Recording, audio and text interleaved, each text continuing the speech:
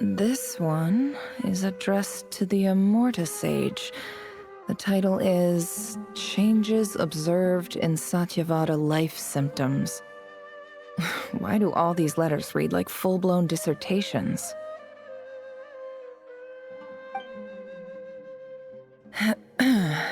Guided by the incense, we became lost somewhere in the forest.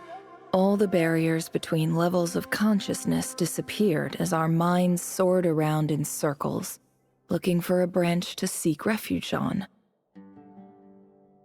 In clinical terms, these symptoms fit the description of incense poisoning.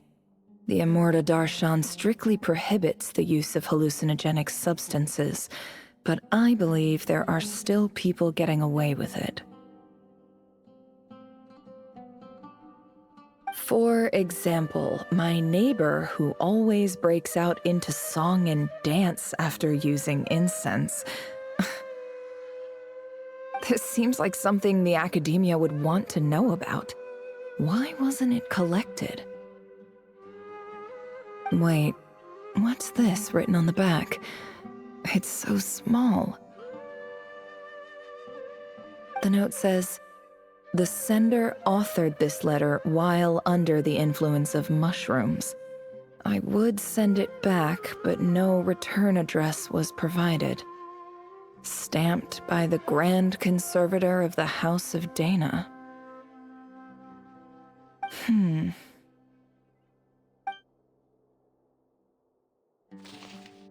This next one is addressed to Grand Sage Azar.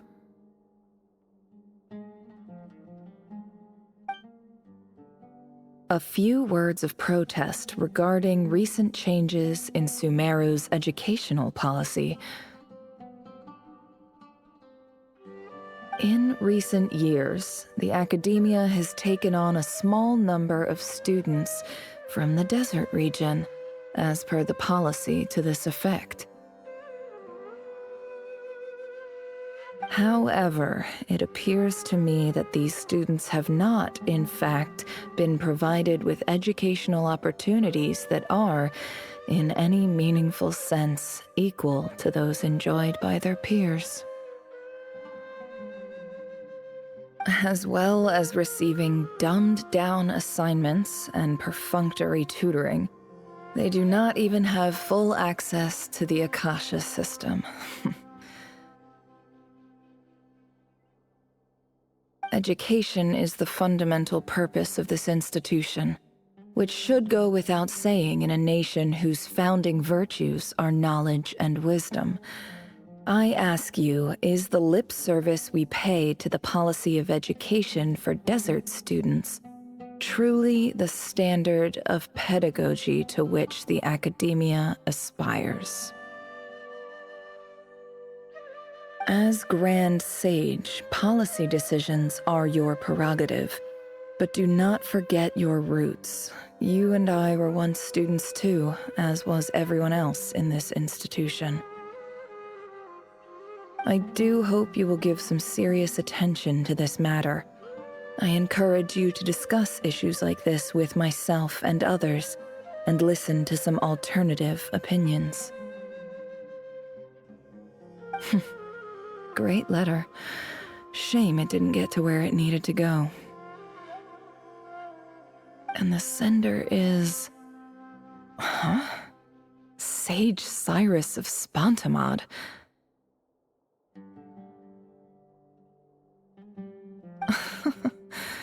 I didn't realize anyone else even knew how bad students like me have it in this place. So this is where letters from the Sage of Spantamad end up? Nice one, Grand Sage. Really enlightened leadership. Whatever. This isn't what I came here for. Moving on. I'm not exactly holding out hope that a letter sent from the desert would even make it here. But if it did, where else would it end up if not in this box? I can't believe how much discarded mail there is. Must have been years since someone last went through it all. And this is just one box. The whole house of Dana is boxes on shelves. I don't believe for 1 second that any human being has sat down and read through all the documents in this place. Who has that much free time on their hands?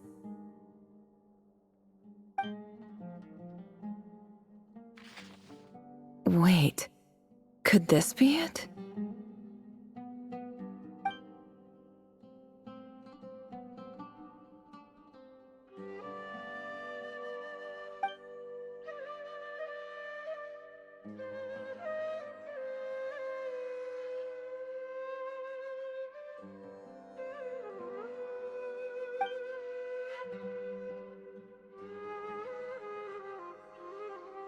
Greetings, Halil. My name is Sinuhe, chief of the Shimti tribe. I was the one who came to you and your colleague's aid when you ran into trouble in the Great Red Sand. I don't know how well you remember it now, but I brought you to safety and gave you some water and other supplies. You seemed very pleased and told me your name. In my tribe, learning a person's true name is serious business, and I therefore see you all as friends. You were kind enough to leave your contact details, so we could stay in touch. The Shimti tribe lives a harsh, nomadic existence in the desert. You were sympathetic towards my plight, promising to make me a special ambassador of the academia and help us find a way to make a better living. This brings me to my reason for writing. Our tribe has fallen on particularly hard times, and I would like to ask for your assistance. There was a terrible sandstorm a few days ago, which blocked up the well in our land. To ensure my people's survival, I had no choice but to venture into Iyab and Unut territory in search of an alternate water source. The Iyab and Unut are descended from the Thamudians. While we trace our ancestry to Tulatala, we worship the Lord of Flowers and have had relatively good relations with our fellow tribes up until now. I found a well belonging to the Iyab tribe. They declined to help us, but I really had no other option. So I took some water to keep me and my tribe alive. My actions are certain to incur their wrath. When we met, you assured me that you would be my ally in the academia. I would like to take you up on that offer, because I really need your help. I wonder if you could send an academia representative to meet with me. That aside, the last time you were here, you mentioned that the academia had started accepting students from the desert, and I told you a little about my daughter, Nefer. We have next to no resources here in the desert, and my power and influence are limited. Would you consider enrolling my daughter at the academia? She is a smart girl. I know she won't disappoint you.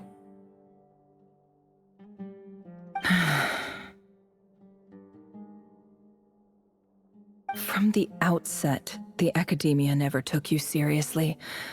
Those things they promised were just empty words. I doubt they even remember the name Sinuhe. And you were so emphatic that your luck had finally changed for the better. You swore you'd lead us to a better place one day. You spoke with such conviction, like you were the most powerful chief in the whole desert. You liar. You lied about everything. You promised the world and delivered on none of it. And who fell for it? Just me, by the looks of it. Despite your best efforts. Which makes you a pathetic liar. You weren't even any good at it. I think I'll take over from here. Let me show you how it's done.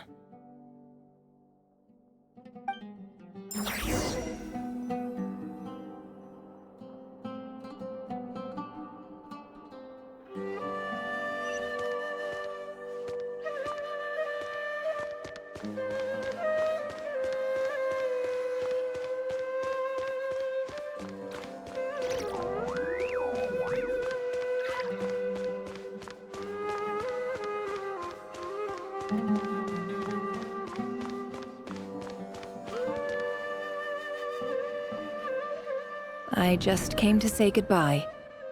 Thanks for everything you've done for me in my time here. Nefer? You packed your bags. Where are you going?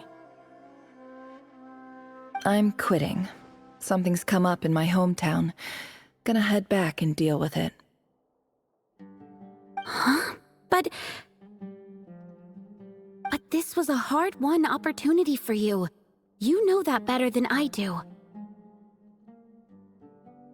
It was, but it doesn't matter. I have more important things to deal with, and they can't wait.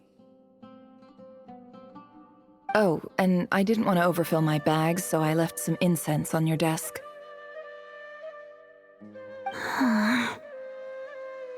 What's wrong? I thought you liked incense. Although, I did read somewhere in the House of Dana that it has hallucinogenic effects. Don't use it all at once, all right? Isn't this the stuff you brought from your hometown? You're just letting me have it? But you said it's a rare and valuable commodity. Yeah, about that. I lied. It's not rare at all. There's this bunch of ruins near my hometown that are practically overgrown with this plant. It's not worth much. Keep it, it's fine. But Nefer... All right, that's all from me. You take care.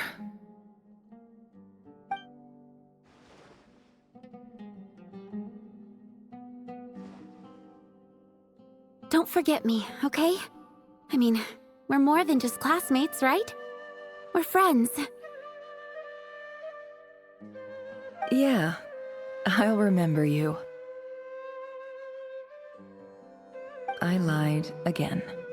That incense is worth a fortune, and it's a rare find even in those ruins. And as for remembering her, I have far too much to do when I get back. No time to reminisce. I'll be lucky if I even make it through this alive. But either way, I expect I'll forget you pretty quickly.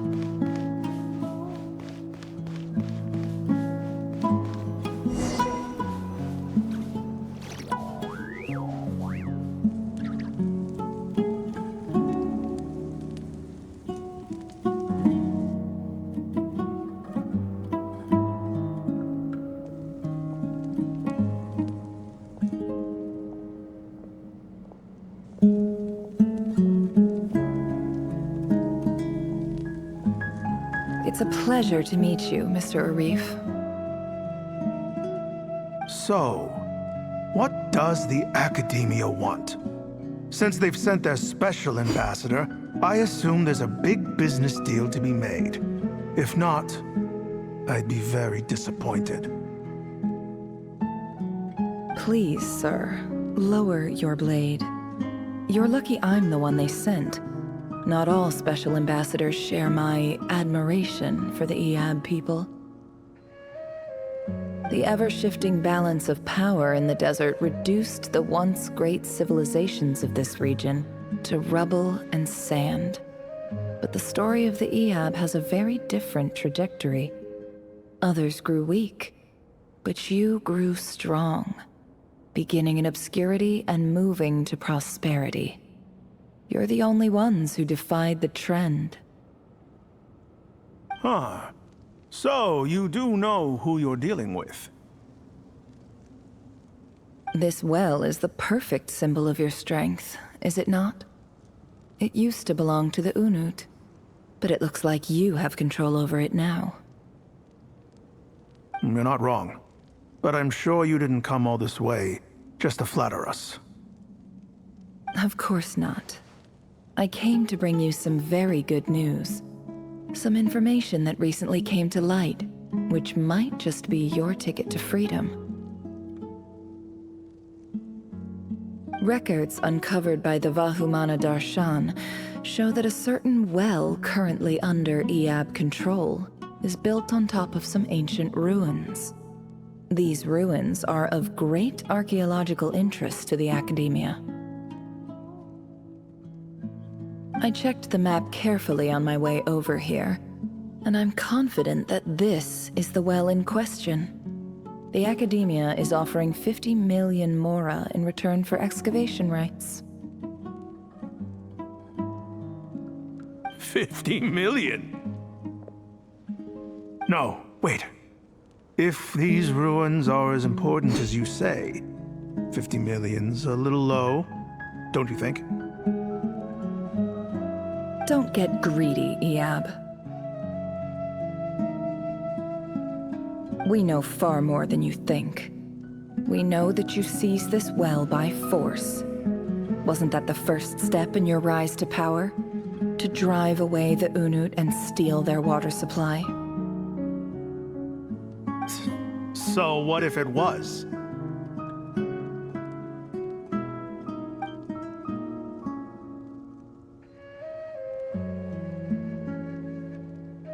Don't worry. As unscrupulous as it was, it's something we're willing to overlook. The academia is only interested in dealing with the de facto power holders in the region. I hope I am making myself clear. And I hope your words are the truth. If I find out the academia is trying to play me, I'll hunt down every one of your people and make you watch as I cut their heads off one by one.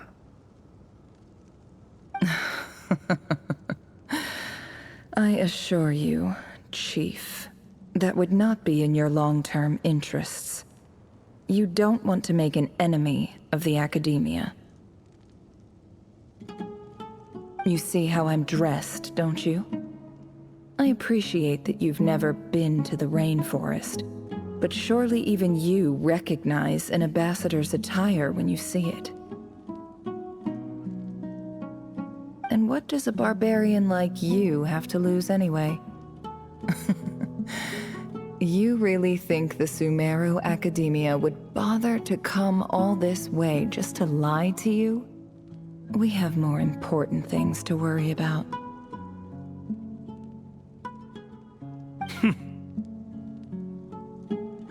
All right, I take your point. The academia is the highest authority in the land. I'm sure you're trustworthy people. In that case, we have a deal. We will sell you the excavation rights. I'd like to thank you, Ambassador. This is good news indeed. Excellent news. In fact, it calls for a celebration. Would you do us the honor of staying a while and enjoying some Eab hospitality? Gladly. I am partial to wine myself, and I trust you are as well. So let's indulge in a few drinks together, in celebration of this momentous occasion.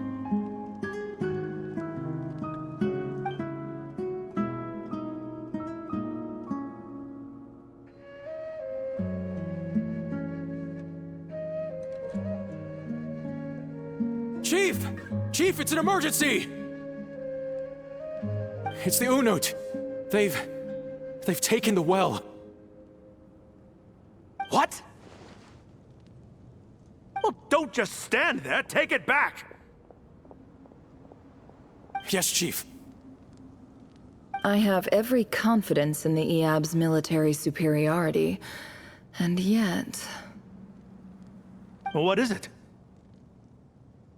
The Unut's response was alarmingly fast. The day after we reach a deal, they seize the well. This can't be a coincidence. Perhaps there is a traitor in your midst.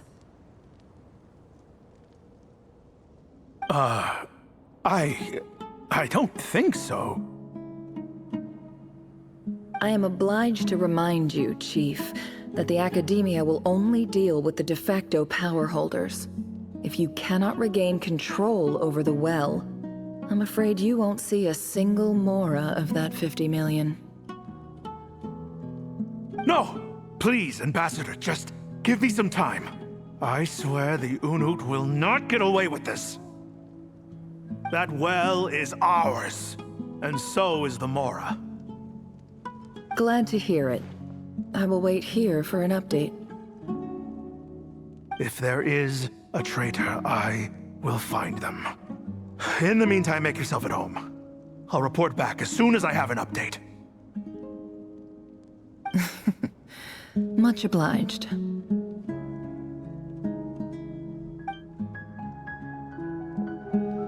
Wow. All it took was a few words and I've got him wrapped around my finger. What an amazing feeling. So, in summary, Ambassador, the Academia would rather negotiate with our tribe instead of the Eab, yes? The Eab are ruthless murderers who don't listen to reason. And now they have the gall to interfere in our research projects in the desert region. So let me ask you, Chief, if you were the Academia, what would you do? Kill them all, of course. Precisely. The Academia does not tolerate those who stand in our way. The Eab have held back our academic pursuits for too long, and our patience is wearing thin.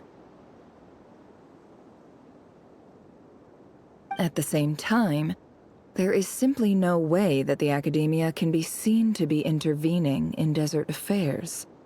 I'm sure you understand where I'm coming from. We have our own rules out here. If the rainforest dwellers raised arms against a desert tribe, you'd start a bloody war.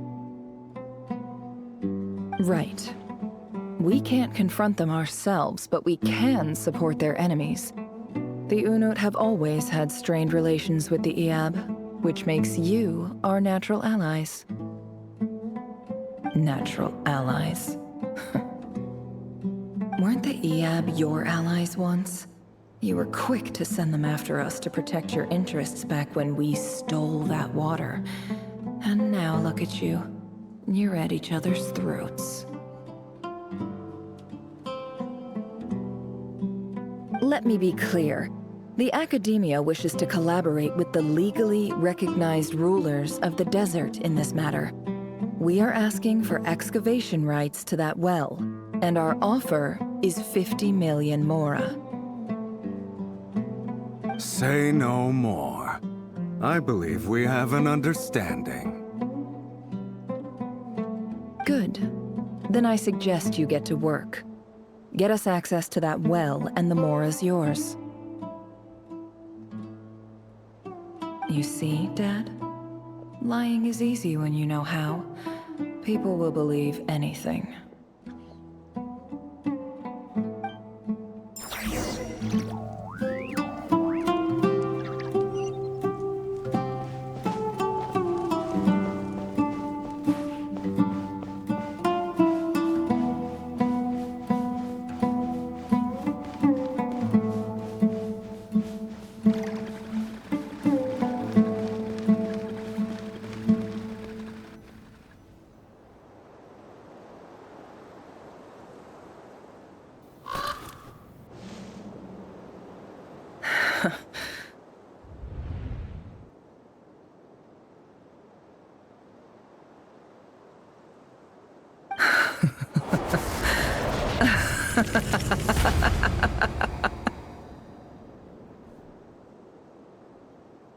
Look at yourselves. You may be vile, savage monsters, but your butchered bodies bleed like any others. You're no different. You're nothing special at all. The monsters who destroyed my home, they're just ordinary, petty human beings. What a joke.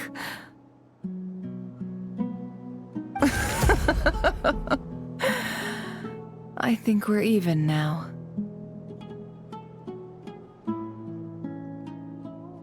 Maybe I've even done the desert a favor. It's a better place without all these people around. Oh, Sinuhe, my gullible fool of a father. Perhaps if you'd been as ruthless as I was today, our tribespeople would still be alive. In this dog-eat-dog world, a chief needs to be tough to survive. But you couldn't do what had to be done. So I did it for you. Nefer, it's okay. All of this is in the past now. I believe I remember you promising to remain silent. Yeah, but even so...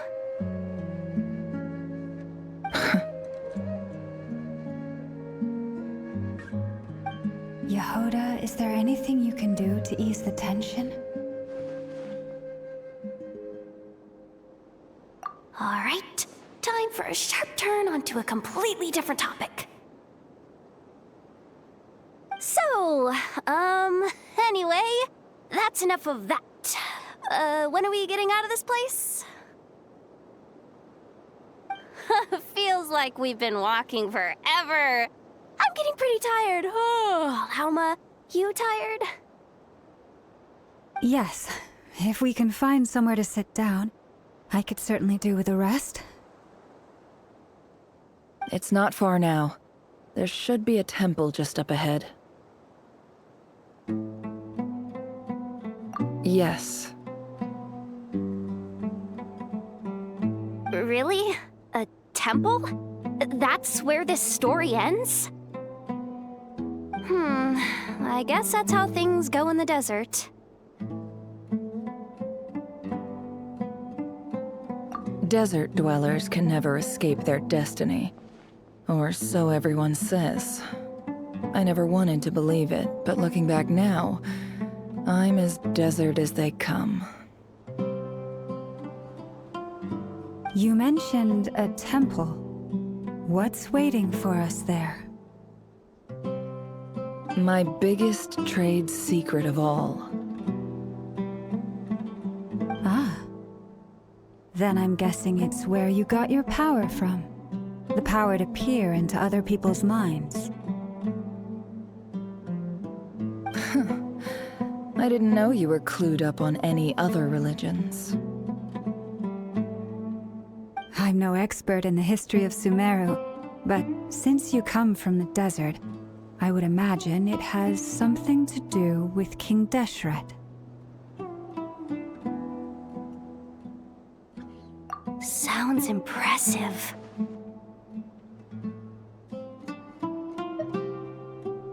Ah, I know who you mean. General Mahamatra Sino.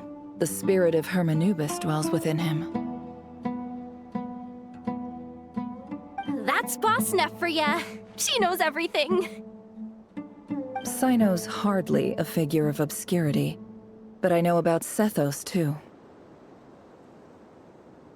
What about him? Is he a big deal or something? Well, he's not a small deal, let's put it that way. Please, this is the bare-bone basics. Save the flattery. Thanks for your patience, everyone. I'm sure it's been a lot to take in. With any luck, that's our exit just up ahead.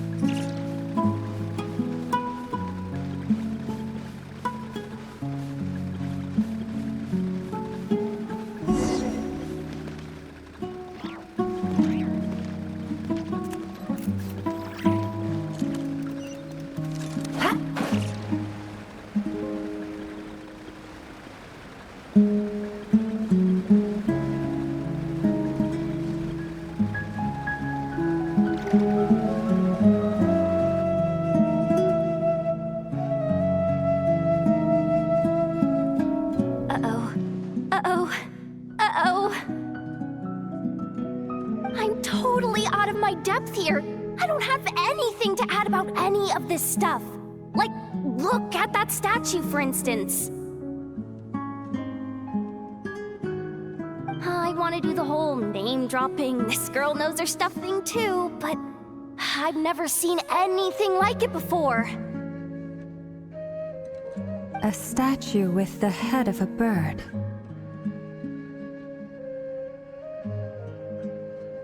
That's Thoth, the Ibis King, one of the 7 pillars of King Deshret. The legends say that he, the Crocodile King, and the Goat King were the 3 retainers of King Deshret.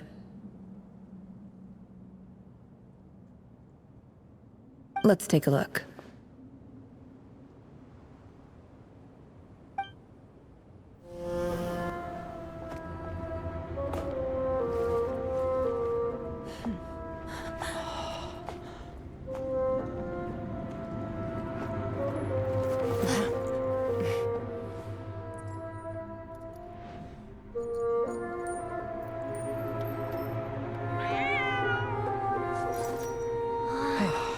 It's just Ashru.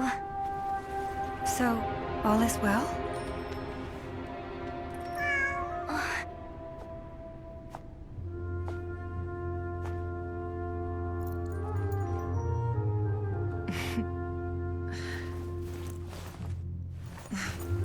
Typically speaking, at this point, the world disintegrates.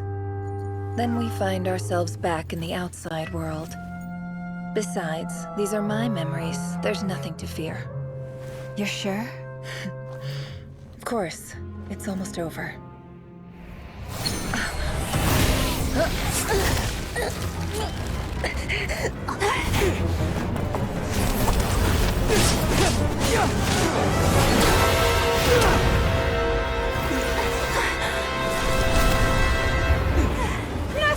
Hold on!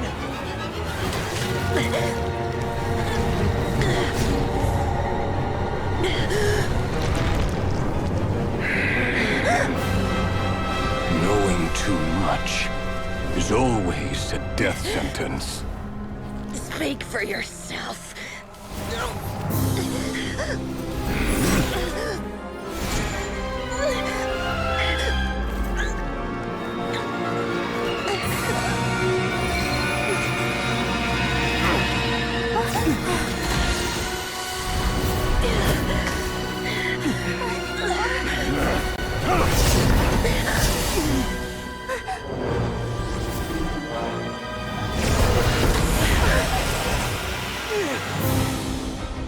How repulsive.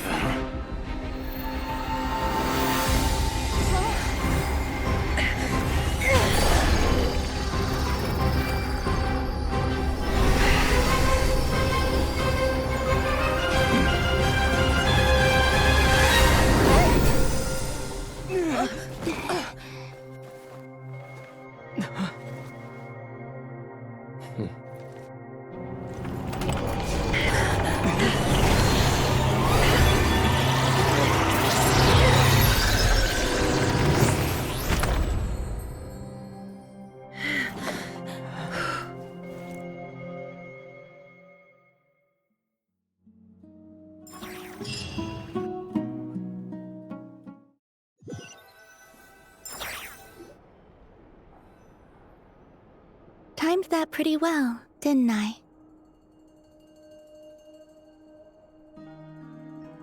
It's okay. I'm just glad no one was hurt. Paimon noticed you doing something too, Dainsleif. Were you helping get them out? Of course.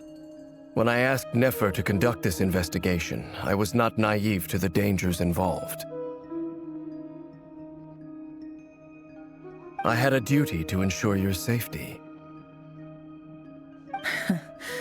Good to know your sense of justice is still intact after all these years. I take that to mean that you saw the truth. That comes as a great relief. I certainly did. And thanks to your help, I also managed to trap Rerir inside the chess set. Whoa, really? How'd you manage that? Well, to be honest, I sensed that something was wrong long before we made it to the temple. By using this fragment to probe into Rerir's past, well, the monster formerly known as Rerir, it seems I alerted him. I was tracking him, then he caught on and started tracking me too. Can't say I'm surprised. But how did he track you through your thoughts alone? That shouldn't be possible. Rerir was a secret agent who reported directly to the Vinster King. He is an expert at finding a trail and hunting down his pursuers. No wonder. He infiltrated the chess set, read my thoughts, and built a new virtual chess set inside of it. That's why we weren't able to leave at first. Speaking of your chess set, it's quite a remarkable item. Would I be right in thinking you have some connection to King Deshret? You overestimate me. I only have a connection with one of his underlings, the Ibis King. You all saw how this came to be. A long time ago, the Iab massacred my tribe, the Shimti, in our home village. A few years later, I enrolled in the academia, where some new information came to light. The Unut and the Iab fought a bitter battle over the rights to a well, all for the sake of a non-existent 50 million mora. The Iab ultimately won that confrontation, but their victory came at the cost of almost every warrior in the tribe. The final blow to the Iab came at the victory feast, when an Unut assassin beheaded their chief right before my eyes. The remaining Iab fled and have been scattered to the winds ever since. Having gotten my revenge, I returned to my hometown, where to my surprise, the nearby temple was still standing. There it was, seemingly immune to the relentless hostility of the desert, while my tribal home lay in ruins. As I stood there gazing at the temple, I noticed a cat just outside. This cat, as it turned out, was home to the spirit of the Ibis King. He led me to a gate deep inside the temple, and there he made a deal with me.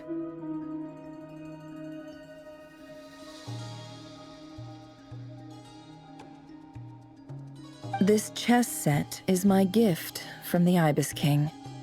The chessboard within is made to the same specifications as the one in the mausoleum of King Deshret, and represents his power of piercing analysis. With this chessboard in its container, I gained a certain ability to perceive hidden secrets. Now, you could conclude that the Ibis King simply wanted to give the people of this world the power to seek the truth, but I don't believe that's the full story.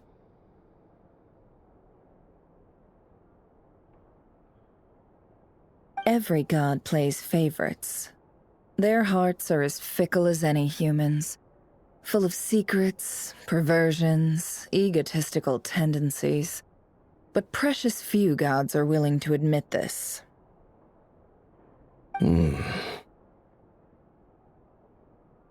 It is the same with all powerful forces, including fate itself. Their gaze falls preferentially upon a select few. As you rightly point out, this is an act of favoritism. If you're alluding to the Abyss, then yes, I agree. Gather the others. It's time to share everything I've learned.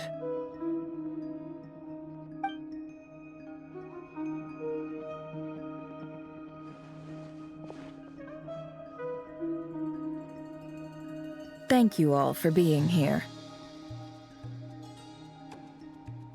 As promised, I did some further investigating into the Reicher of Solnari's background. I am pleased to report that the investigation has been most fruitful indeed.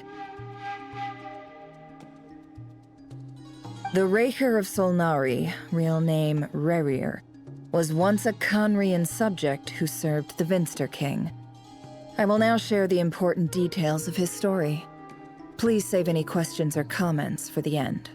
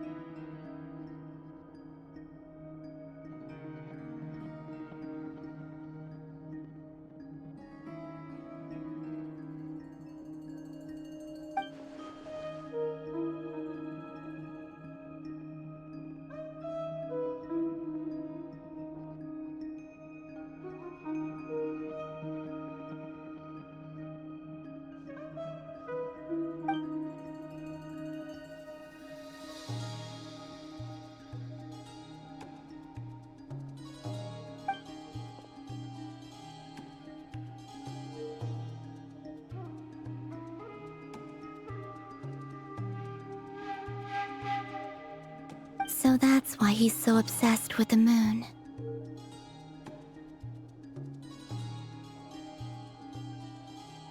A tragic tale, to be sure. But it does not excuse his many transgressions. No matter how much Rerir suffered in the past, the fact remains that he is what we know today as the Wild Hunt, wreaking havoc upon innocent lives in Notcry. He becomes more dangerous with each passing day. If left unchecked, it is simply a matter of time before all of Tevat suffers the consequences. This is a threat that the Knights of Favonius cannot ignore. A question for Miss Columbina. Forgive me if this is presumptuous, but have you ever seen the spatial gateway that appeared in Rerir's memory? Never. But I have heard stories of something called the Moon Gate, and this seems to fit the description. Miss Lama, any thoughts on this? In the lore of the Frost Moon Scions, the moon is believed to hold many secrets. Some sources speak of ancient knowledge, others of a gateway to the unknown. The term Moon Gate is one I have heard before, but as is the case with all of our legends, there are no records of any first-hand witnesses. We cannot know whether it truly exists.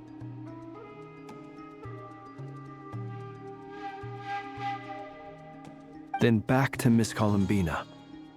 As a moon goddess yourself, do you have some idea of where the Moon Gate leads to? Not at this stage, sorry. I do hold the power of the Frost Moon, and my strength is recovering well. I can sense that the gate would open at my command, but... But there's more to the power of the Frost Moon than that?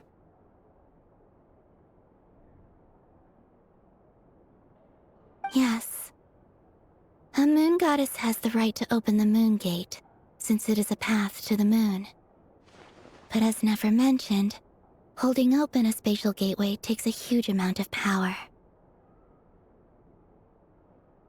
And right now, I need to conserve my energy to fight the Rehir of Solnari. I'm afraid this is one mystery we may have to leave unsolved for now. I agree. Better to save your strength.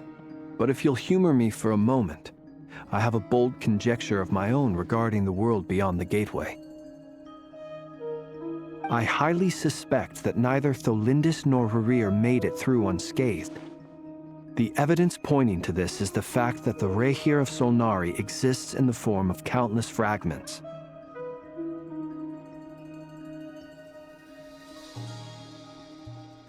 With the abyssal power he wields, no ordinary foe can touch him, let alone tear him to shreds. And yet, the wild hunt proliferates wherever his scattered fragments lie, drawing hordes of monsters to many different locations across the land. So your theory is that Rehir was physically torn to shreds by some powerful force? Hence, why the wild hunt is a distributed phenomenon, rather than a unified one?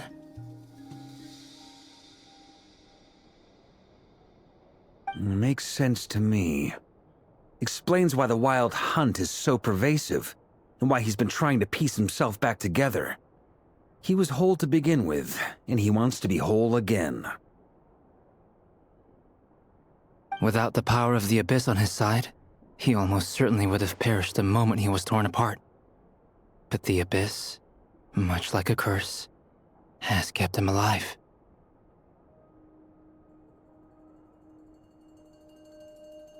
I could not agree more. The power of the Abyss is most surely a curse.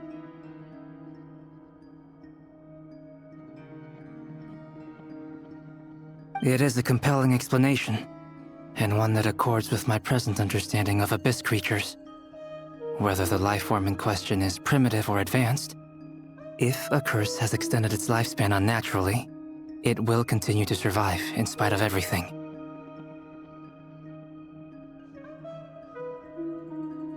This raises some interesting questions. I will run some experiments and see if there is any validity to my suspicions. That being said, regardless of whether my research bears fruit, I would like to thank Miss Nefer for conducting such a thorough investigation. Already, it has greatly enriched my understanding of the entity we face. My pleasure, Mr. Albedo. I too hope that the information I have shared today proves useful as we look to formulate the next stage of our plan. Hey! What is it, Dainsleif? You look really upset!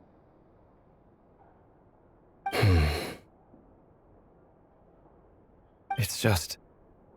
when I think of the man I once knew as Rehir, I struggle to understand why things had to turn out like this.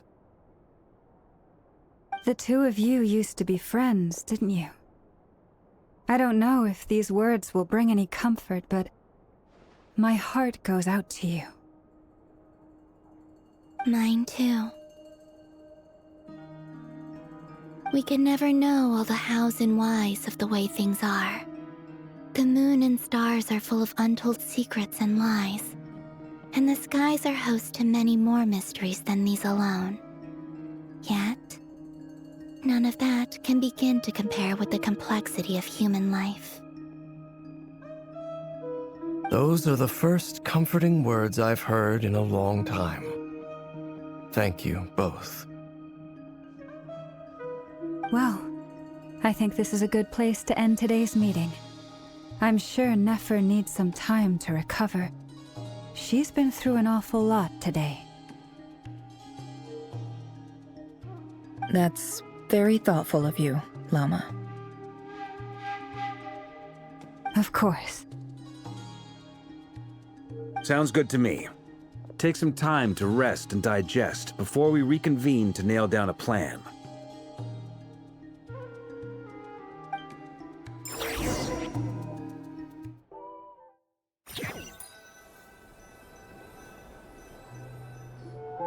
Hey, is this a bad time? Hope I didn't kill the conversation.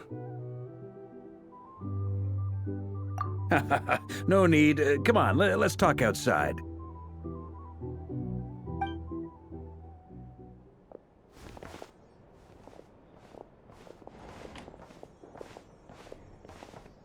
Anyway, Nefer went back to the curatorium to get some rest. But before she left, she shared some things with me that I thought you should be aware of. Firstly, although she managed to trap the Raker of Solnari inside her chess set, there's no guarantee that the power of the Ibis King is any match for one of the 5 sinners. Their powers are beyond our comprehension. It's only a matter of time before he finds a way to break out. We have to come up with a plan and take care of him before that happens. Honestly, my mom figured that might be the case. So, how long have we got? Well, I asked her that same question. She talked for a long time, but for the most part, it seemed like she was trying to convince me how precious her chess set is. What a long and storied history it has. It felt like some kind of sales pitch, you know? The kind where you end up handing over Mora against your will?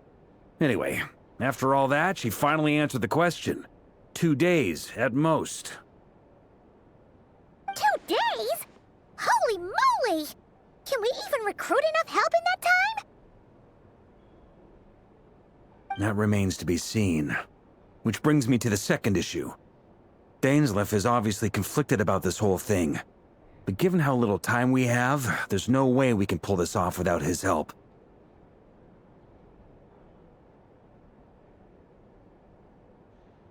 You have some history with him, right? Do you think maybe you could talk to him for us? Great. I appreciate it. All right, on to item 3. So, Albedo, Durin, and I put our heads together and came up with a plan. Can't promise it's gonna work yet, but at least it's a start. We figured we'd bounce the idea off you first. We'll explore it further once everyone's recovered. Oh, Paimon's dying to hear this. All right, so here's what we're thinking.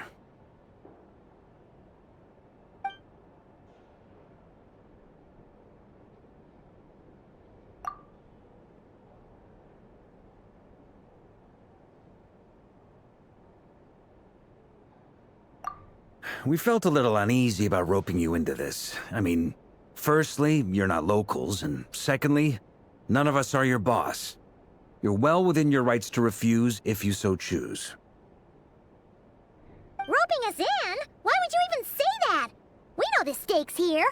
It's all of us against the Raher of Solnari, or none of us stand a chance. I choose my words very intentionally, I'll have you know. I like to think there's an art to striking a down-to-earth tone even when the stakes are through the roof. Sir Varka, I have a few thoughts about this plan. I'm all ears. I think we can be more flexible with how the roles are allocated. In my view, the most sensible lineup would be like this.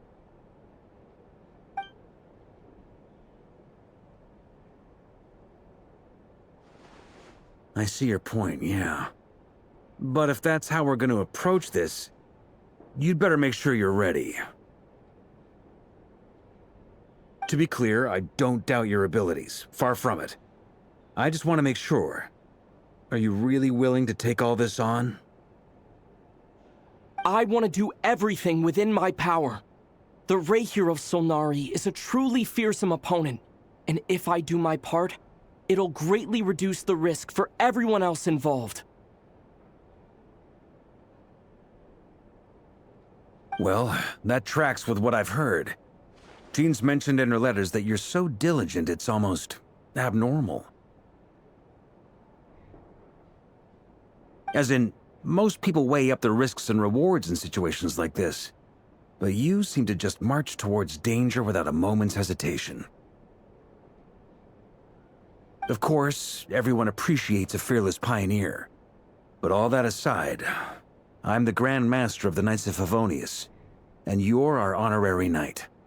I want to make sure your courage doesn't come at the expense of your safety. Thank you, Sir Varka. I should be the one thanking you. It means a lot to have you on board. I'll give some serious thought to your suggestions.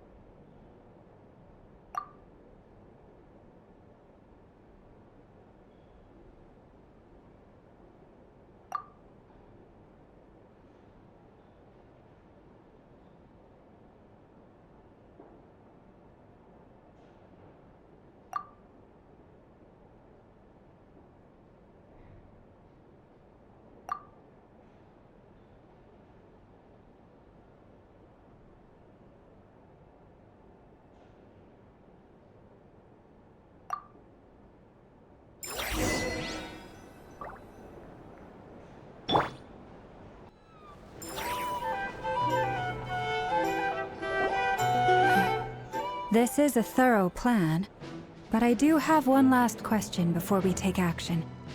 How can we be sure that our enemy won't leave the designated area? Great question. Albedo's been hard at work analyzing Rerir and the Wild Hunt's behavioral patterns. His conclusions are as follows. Firstly, from the earliest known confrontation until now, Rerir has never displayed any ability to manipulate the dimension of space. So it's unlikely he has any power in that domain. Secondly, he seems to have a particularly strong vendetta against our group. If we put him in a fight-or-flight situation, he'll choose to fight every time. Thirdly, finally, and most importantly, he is consumed by hatred, both for the moon and for his enemies. Turns out, we tick both of those boxes. We have a reincarnated moon in our ranks, and a spy who accessed his private memories without permission. He'll be baying for blood, not looking to escape. As someone who's had their fair share of interactions with the Wild Hunt, those all seem like valid observations to me. Understood.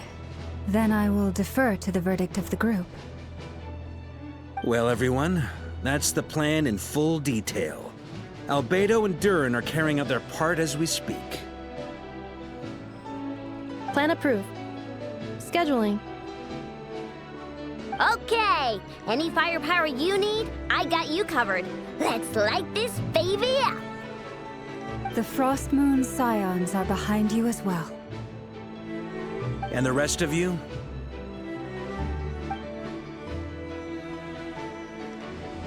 No objections? All right, then it's settled.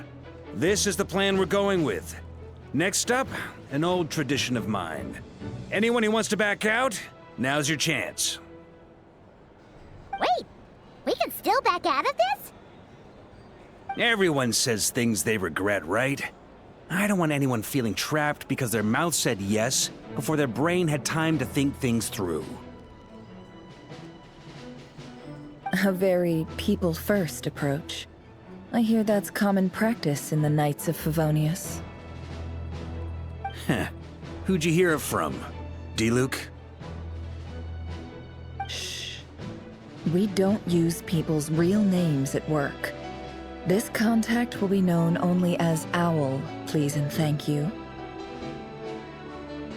This plan can only work if everyone does their part. Flint's and I will absolutely support it. We shall indeed. You'll be glad you accepted our help. Also, you are the last person I expected to see here, Miss Dory. It's not often I get called Dory in a work context. My peers usually call me Lord Sangama Bay. So, the longer your name, the higher your net worth. Is that the idea here? In that case, Mr. Flint's here must be worth a fortune. That's right, I know your full name. It's... The walls are thin here. I'd appreciate you keeping that a secret. Okay, fine.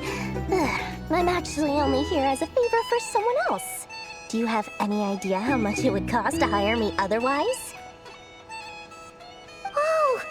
Does this mean someone out there actually has the power to boss Dory around? It most certainly does not. We have a long-standing and mutually beneficial business partnership. She's actually the mom of a friend of yours. Said mom supplied me with a great little trinket, but now that lady's ruined everything. If I don't start building a little goodwill now, my whole business in Notcry is gonna go down the drain! Okay. So what exactly is so special about this pendant? It's a lucky charm that a great mage made for me. We have a business relationship, and she was worried that something bad might happen to me. So, she wanted me to have something that can store power to protect myself with. I finally got it all fully charged up with Kuvaki, and then never went and used it all up at once! Never lost so big in my life! You're right. It was all my fault. I didn't mean to drain all the Kuvaki in the pendant, but I'll make it up to you. You will? Well, in that case, how about you give me your chess set? And we call it even. I knew you'd say that. Well, it's yours if you want it. In fact, take it now, and I'll even throw in a free Raker of Solnari. Deal? You're putting me in a difficult position here. It's a very useful thing to have around, but I have a funny feeling it won't be around much longer. I guess we'll see in a couple of days. Looks like bankruptcy for me. Hey, don't be so pessimistic. See this through and you never know. You might find a new business opportunity on the other side.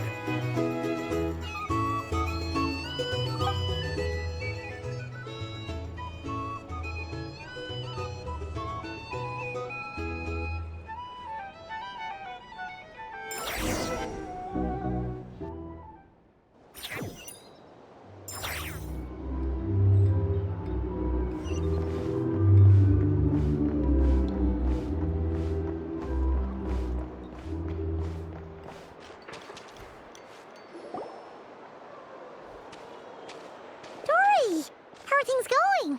Feeling ready? Oh, I was born ready. We only have 2 days. You think Lord Sangama Bay would let an opportunity like this slip by? Don't forget, when something's in high demand, the people with the goods on hand get to charge the highest price of all, even higher than the sellers taking advance orders.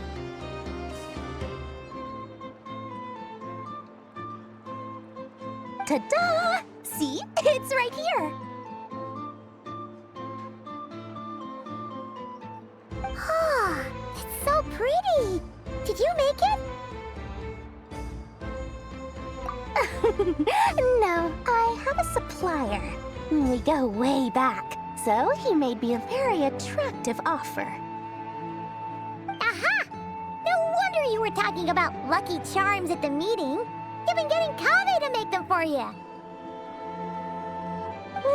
That's not the full story. It actually started a while back as a project between me and the Dendro Archon. Mage Alice once warned me that this world won't stay safe forever. There may come a day when everyone faces a great crisis.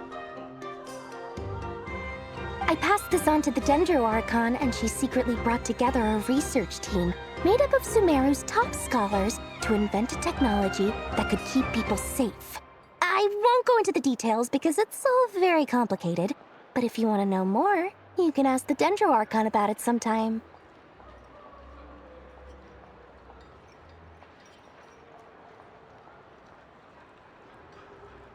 Anyway, point being, it was the Dendro Archon who asked Kaveh to build this little contraption. As one of the top Kashara War talents, he was the obvious choice. Took him long enough. He stressed over it for ages. Must have gone through at least a dozen designs before producing a final product. But that's Kaveh for you. Marak delivered it to me a couple of days ago, along with a letter from Kaveh. Could I ask why I'm sending this technology to you? And what's your proposed use case? Has it been approved by the relevant authorities? So nosy. My fault for sending him the research permit to begin with.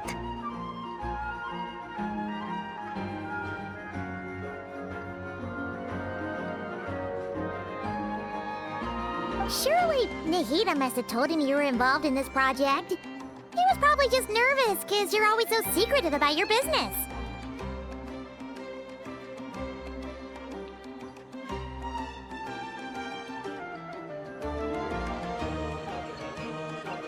Could be.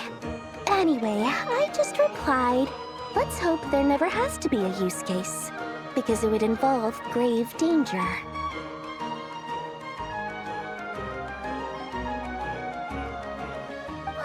Fair enough. But it sounds like he was just being cautious. He probably felt responsible as the one who made it.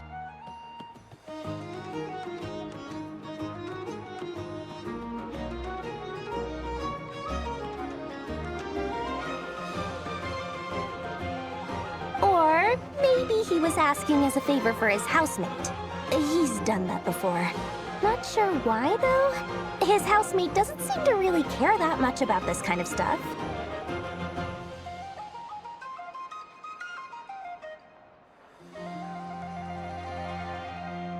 Either way, all's well that ends well. I'm just glad to finally have my hands on the product. I wouldn't want to be without it, given the potential dangers that lie ahead.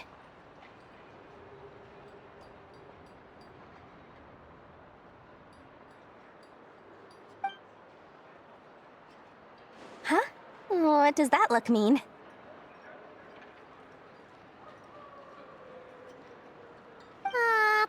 Paimon's just super surprised. This must be the first time we've ever seen you actually get serious about something.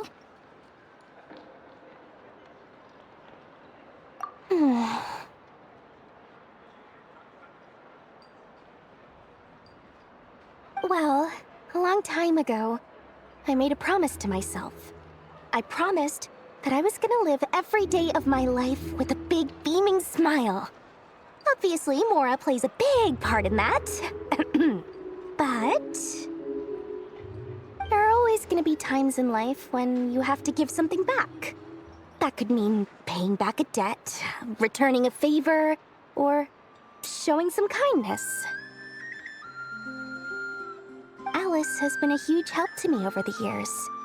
She was the first investor I ever had. And I want my investors to know that Lord Sangamabe is the best in the business. And more than that, no one knows what the future will bring.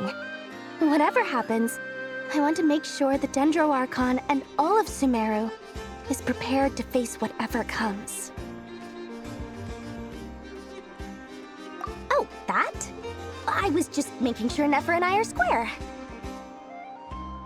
Don't be thinking it was some sort of benevolent act. I'm no saint, so don't treat me like something I'm not. My priority is doing the business that I want to do, so long as my conscience lets me, but it usually does. That's the Lord Sangamabe business model. All right, if you say so. I do say so, and that's the whole point. I'm a businesswoman. Don't go trying to figure out what kind of person I am. You'll exhaust yourself. Much easier for everyone involved if you just take my word for it. Oh, and could you two help me get this stuff where it needs to be? Thanks so much. You're my favorite assistants.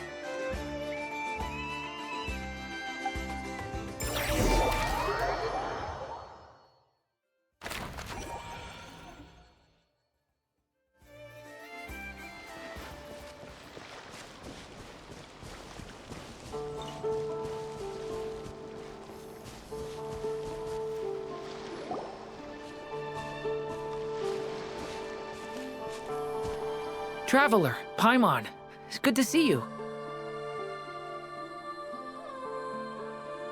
Everything going smoothly over here?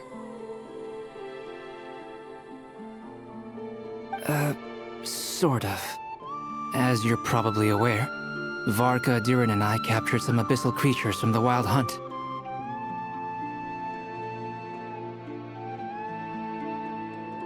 Per the plan, we dissected and analyzed some samples of these creatures. The process went very smoothly. The findings, however, come with some troubling implications.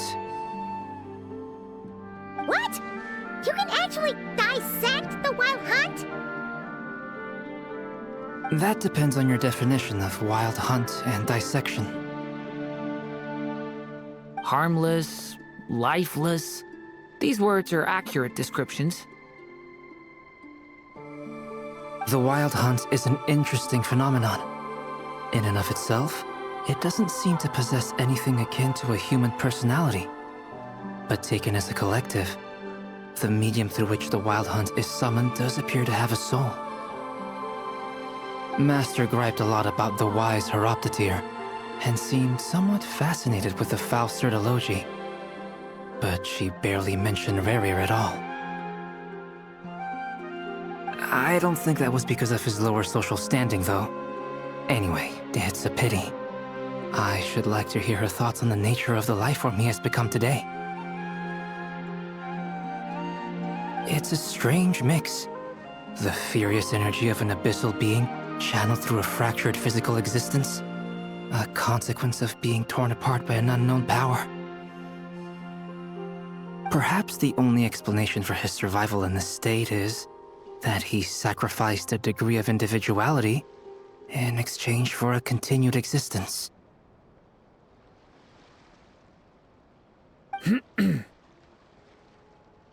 Oh, sorry. Once I get talking about interesting research, I have a tendency to go on indefinitely. Back to our research findings. Essentially, they confirm my hypothesis. Rerir's corpse is completely contaminated by the Abyss, and the effects are irreversible. You could think of this as Rerir in mutated form, but in my view, even that would be inaccurate. In reality, his whole being has been consumed by the Abyss. In other words, he is now nothing more than a manifestation of abyssal power. Unfortunately, at present, we have no means of completely eradicating abyssal power. Hence, we cannot fundamentally destroy the Reihir of Solnari either. Oh, that's terrible news! So, that's it? We can't defeat him? Not even if we get the power of the Three Moons? Miss Columbina's situation is a difficult one. She can never achieve wholeness when the world does not accept her presence. It's as if her creator banished her to a place she can never be accepted. It means she spends most of her energy just on her own survival.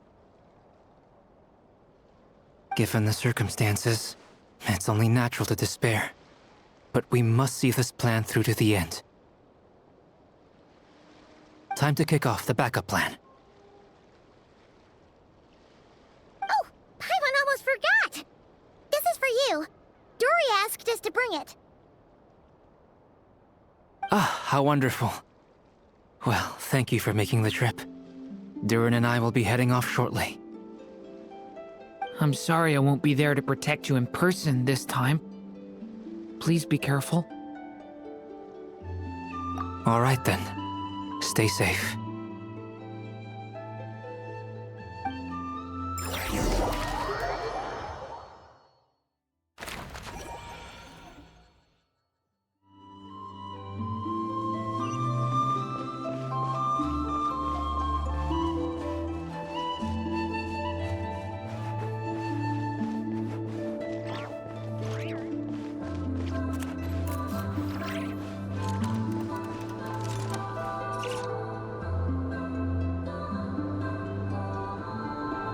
Miss Lauma, is everyone here?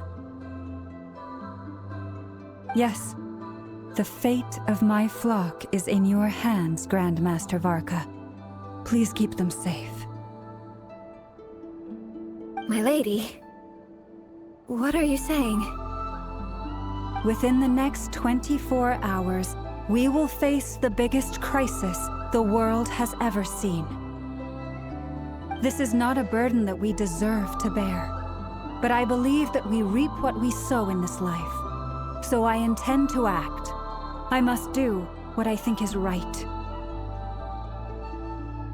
For me, that means fighting for the future of Nodcry. This gentleman is the Grand Master of the Knights of Favonius, Varka, Knight of Boreas. In my absence, please follow his lead. Hey, everyone. Guess I should introduce myself.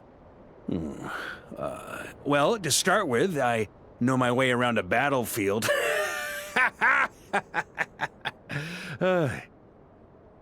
Biggest strengths are honesty and hard-workingness. Anyway, point is, I don't intend to let Lauma down. I'm gonna do everything in my power to keep every last one of you safe and sound.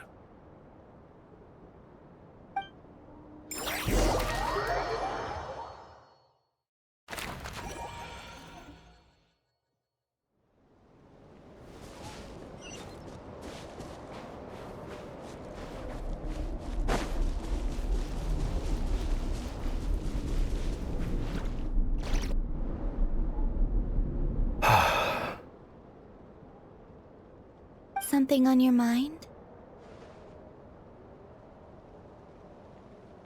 Miss Columbina, was it? I believe that's how the others addressed you. That's right. Names are funny things. Have you always been called Dainsleff? Yes. I take it your own name has a more complicated history. I have a different relationship with names than other people. To be honest, I'm not even sure that Columbina is my name. At least, not in the same way that Dainsleff is yours. But it's what everyone calls me, and I go along with it. A lot of my life has been that way. I get so used to things that I forget to question why they are so. I never used to think much about where names come from, or what they mean to people. Maybe something's wrong with me. You're different from other people. I sensed it the first time we met. You're more perceptive than most. I'm sure your long life and rich range of experience explains that.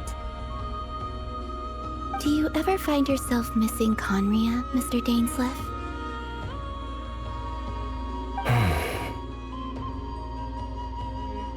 Difficult to answer.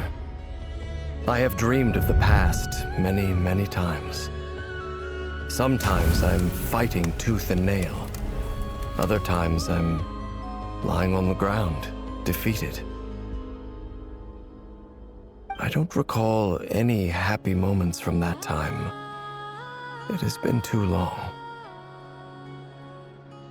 Is that because hatred survives longer than love and affection? That would not be for me to say. I make no excuses for the grudges I bear.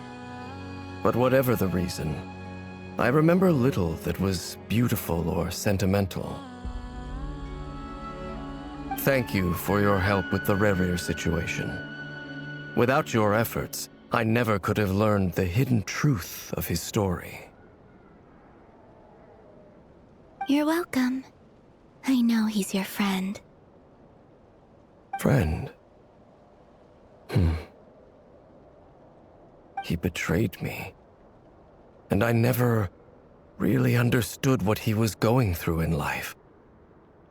Some friendship, that is. Okay. So, do you plan to fight him with us?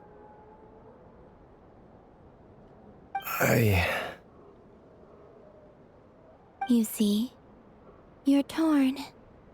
Now you know what really happened. You see the things he's done in a new light. I need some time. Of course. I completely understand. Anyone else in your position would feel conflicted too. Actually, I went through something similar myself recently. Something happened that changed my perspective on a situation. A situation I took for granted at the time, but now I feel very grateful for it. You mean the Harbingers who still support you, even though you've left the Fatui?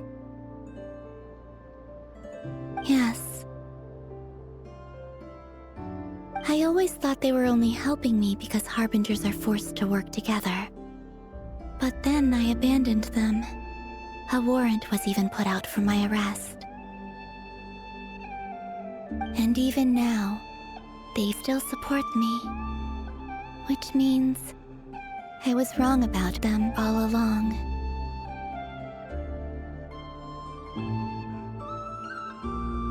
Clearly, they view you as a friend.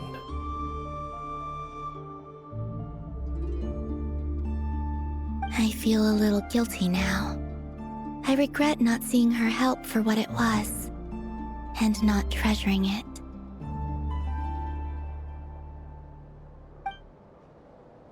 I see the guilt that you're feeling now, because I feel it too. Hopefully, talking about it will do us both some good. Have you noticed that the Traveler and Paimon are over there? I think they've been listening. Huh. Shall we say hello? Sure. Hello. Ah! They caught us!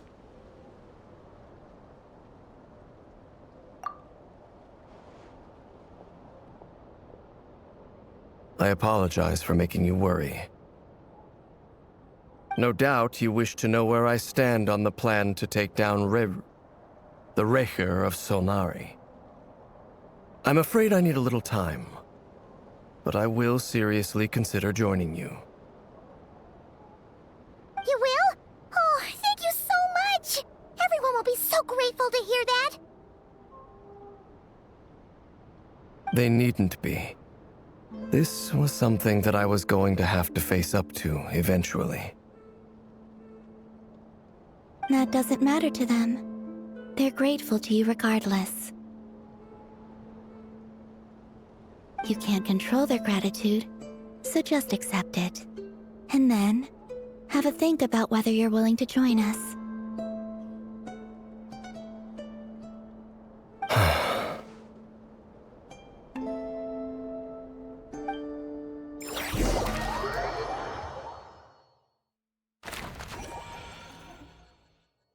It's nearly showtime! Let's go rendezvous with the others. You know the place.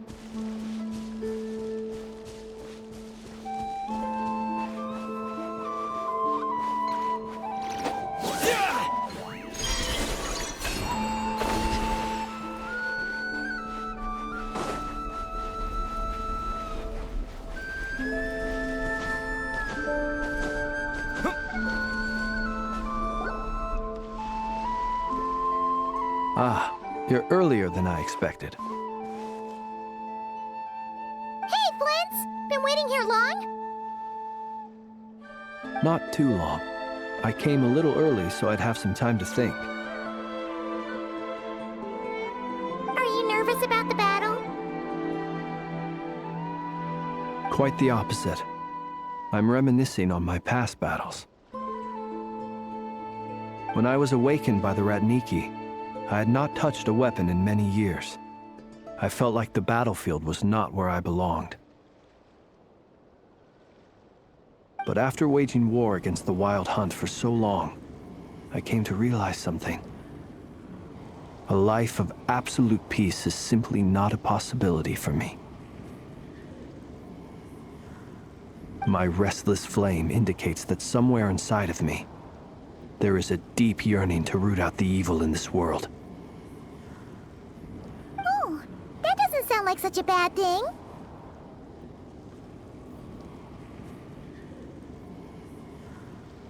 Well, in the past, when I was a Fae whose primary concern was hibernation, it was hardly ideal. But it certainly serves me well here in the present. And I am delighted to be able to join forces with you in this endeavor.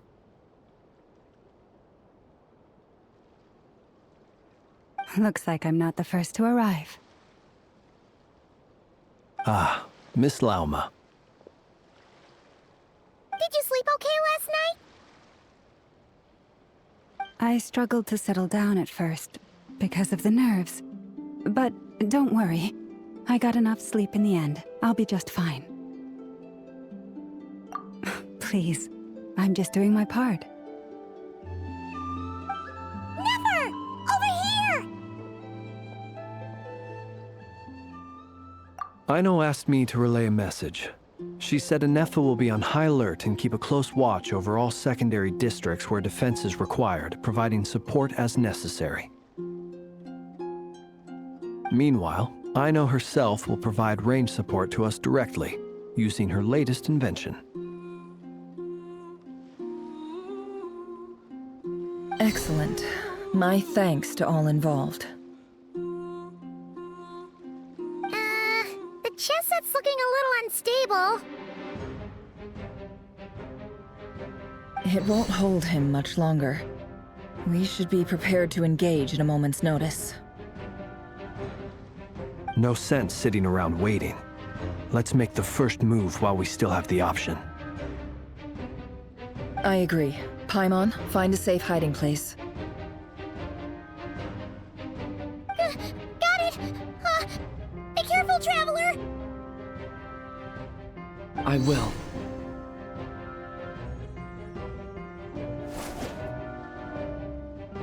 Everyone, take your positions as soon as the battle starts.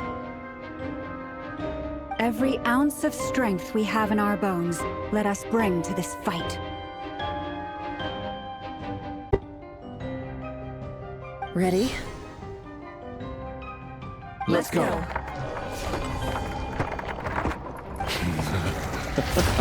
I've seen all your futile ploys before. You have become the authors of your own demise. I wouldn't be so sure about that.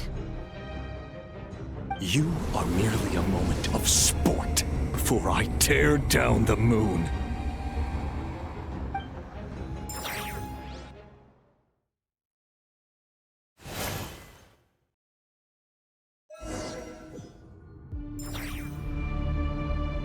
Stay on your toes. Moonlight betrayed. Yep, you too.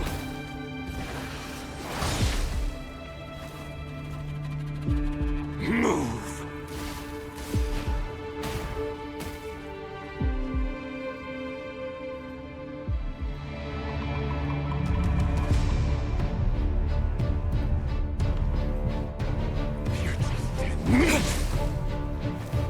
Water jet! No more lies. Pathetic.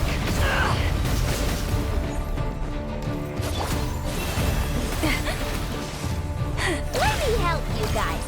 Moonlight. Great.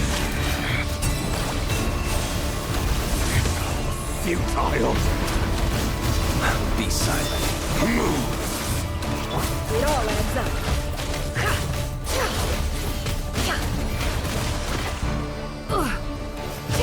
Moonlight betrays you. Water jet! Observe.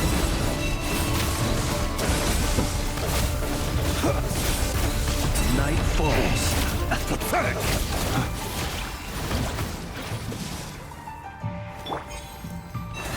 By the frost moon of old. Move! Go! Seek within. No more lies. Time to conclude.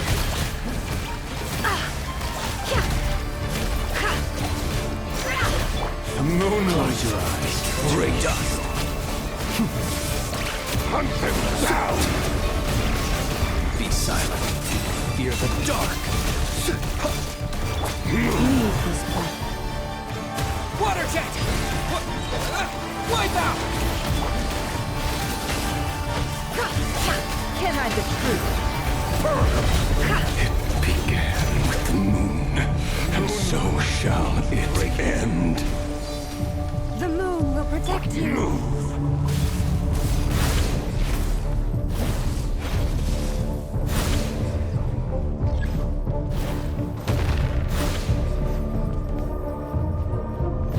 Do you see now? Observe. From here, when will it be as you foretold? The moonlight betrays you.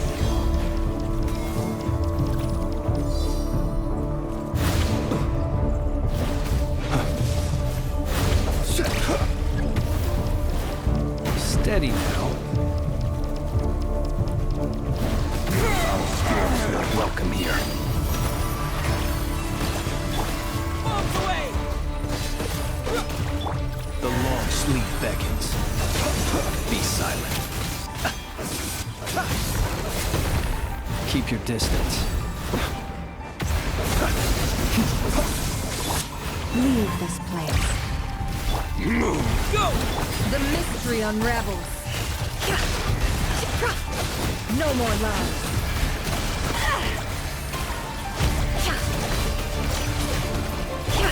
You powerless like Moonlight to raise you. Water jet! by the frost moon of old.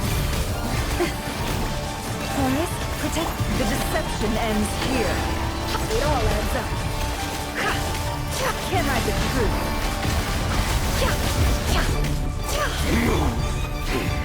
Pathetic! Go! The moonlight betrays dark. Close your eyes.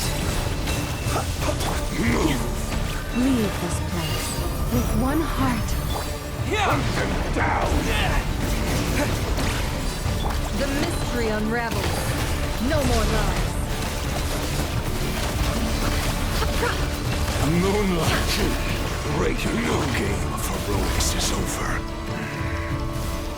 Who wants to go first? Race.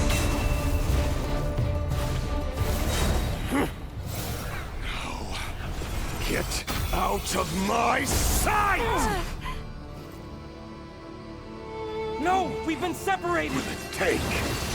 You okay? Never! Where are the others? Stuck outside the barrier. I guess it really doesn't matter.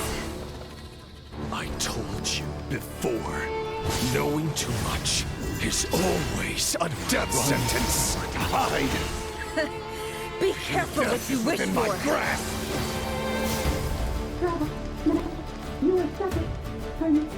Destroyed! You hear me? And reborn! Silence! The voices are gone. But at least I know they're still there. I need to focus. Stick to the plan. Remember the most important task. Just keep stalling him.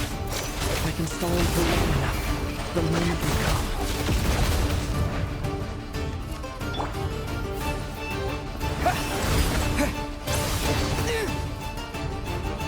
How much power will it take? Run or to hide? Destroyed! Water jet! And The mystery unravels. It all adds up. How unfortunate. No more lies. Water jet! It all adds up.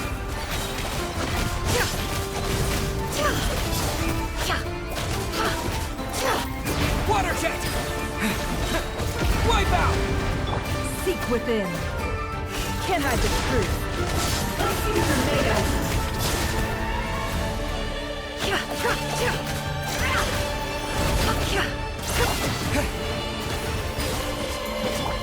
No more lies.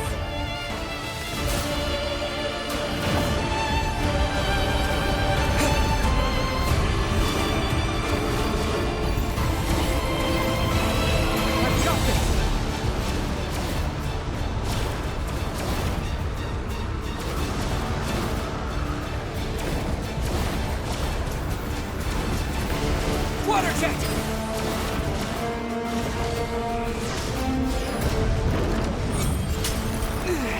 Helmet shield's broken. I can't keep this up. Don't push your luck. It all adds up. destroyed! No more. Time to go clean. Go! Can't hide the truth. The deception ends here.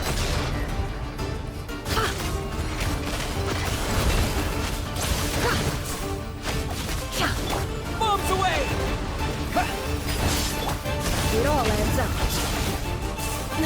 Shame. Time to go clean. Can't hide the truth. Water jet! Wipe out! The mystery unravels. It all adds up.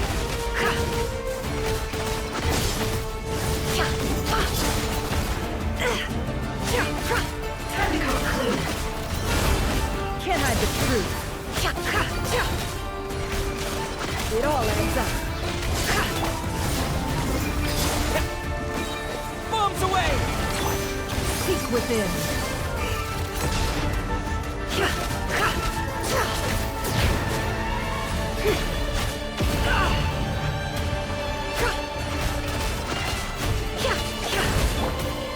Go!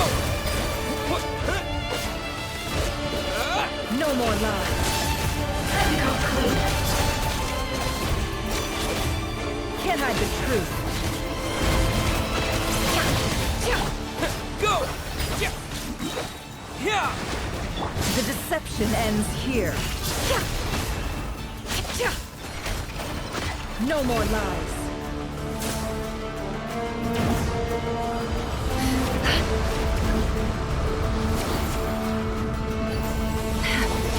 Curses.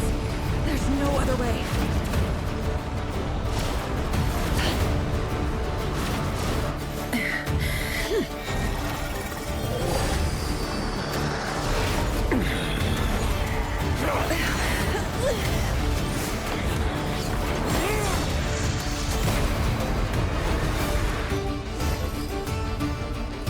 The only way to defeat Rarer is to borrow his own power.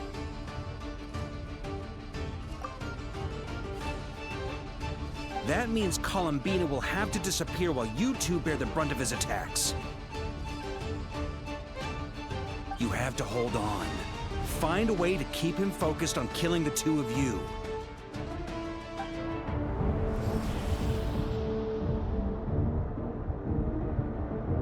Never. Your eyes are bleeding. Soon you will be powerless to resist. And then, I will reduce you to dust. But that dust will plague your memories. Come on. Keep holding on. Any other tricks up your sleeve? Let's see them. As entertaining as they are, you've backed yourself into a corner. You don't Don't fool me. I see your fear clear as day. I have to stoke his rage. Make him unleash everything. You fear what you could never defeat. You fear the thought of never being able to save your beloved. You cannot win the fight against fate, Rerir.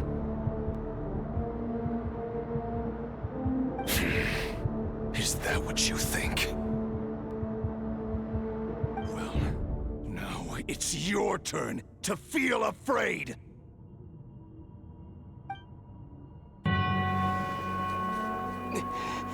You fear the sound of your own name? Is it us you hate? Or is it what you've become? Let's see what becomes of you!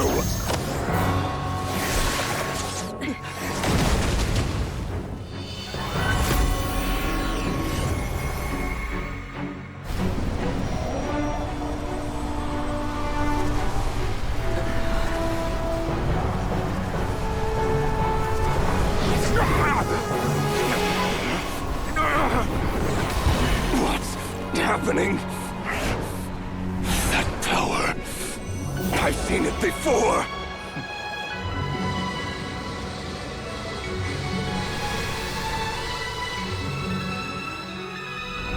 His power is on another level.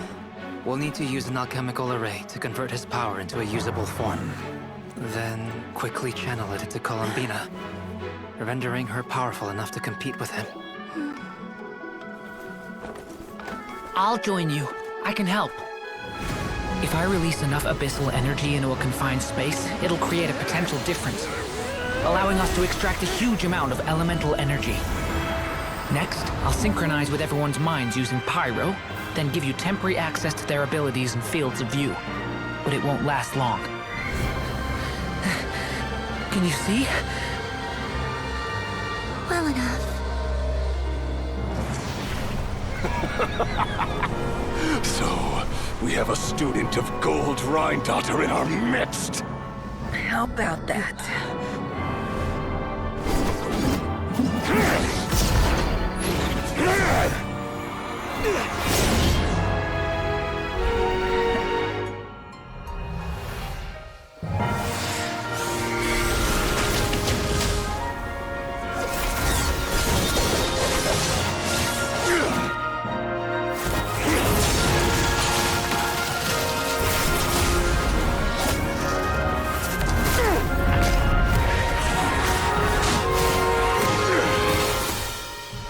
You use my own power against me? Just like how you stole Kuvaki. Look familiar?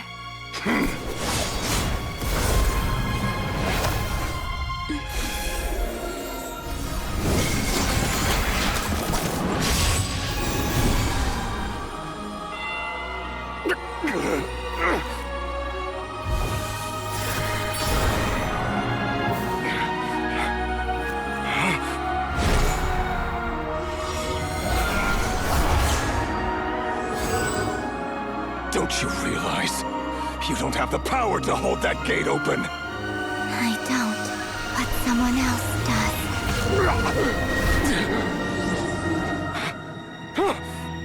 Goodbye, Rerir.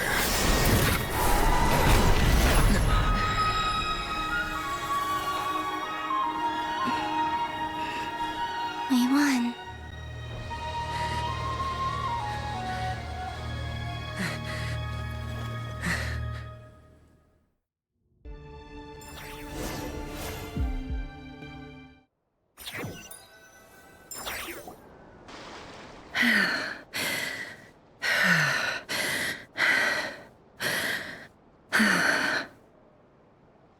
Nefer, how are your eyes? They're fine. Apart from the blindness, of course. It's not too late. Let me handle it.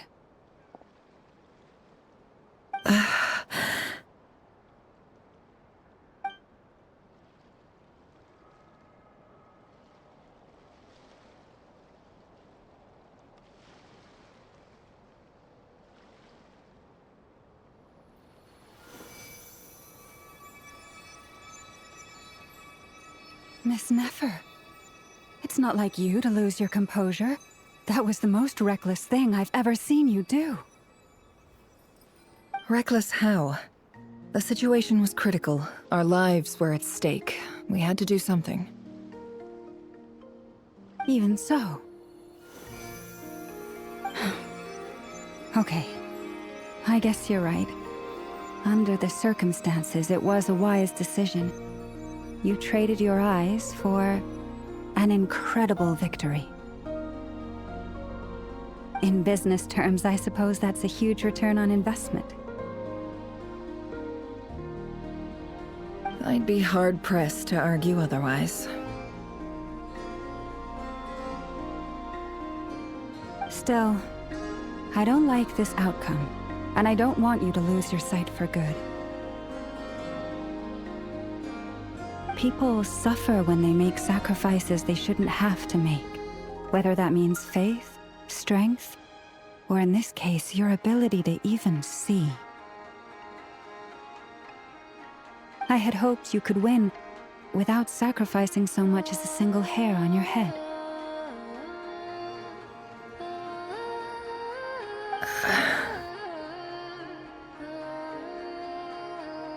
Thank you. Really. All done. Don't try and open your eyes just yet. We'll see how you're doing in a couple of days. Until then, please follow your recovery plan to the letter. I'll send full details through Yehoda. For now, just get yourself home, relax, and rest. My dear friends, we have fought bravely and achieved a spectacular victory. A dark cloud has been lifted from the skies of Nodcry. All in this land will be grateful for what you have done. The moon will remember this day. Thank you both.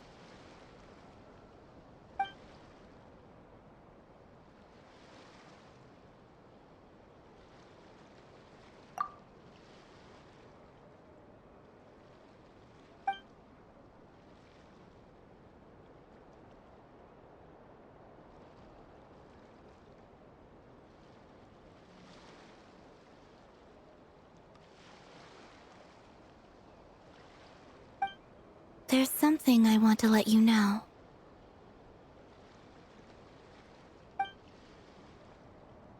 What is it? When Durin connected everyone's minds so I could access their powers, I also felt everything they felt. And since Nefer's eyes were injured, my eyes are hurting now too. Huh. Hold on. Let me try. I only feel the pain. There's no actual damage. I just thought I should tell you. You're right. There's no damage. That's a relief. But I must say, I'm surprised to hear the Kutar share something like this with me. In the past, you never used to open up about yourself. Things are a little different now from how they were. I'm learning to share how I truly feel with my friends. Friends? You have no idea how glad I am to hear that.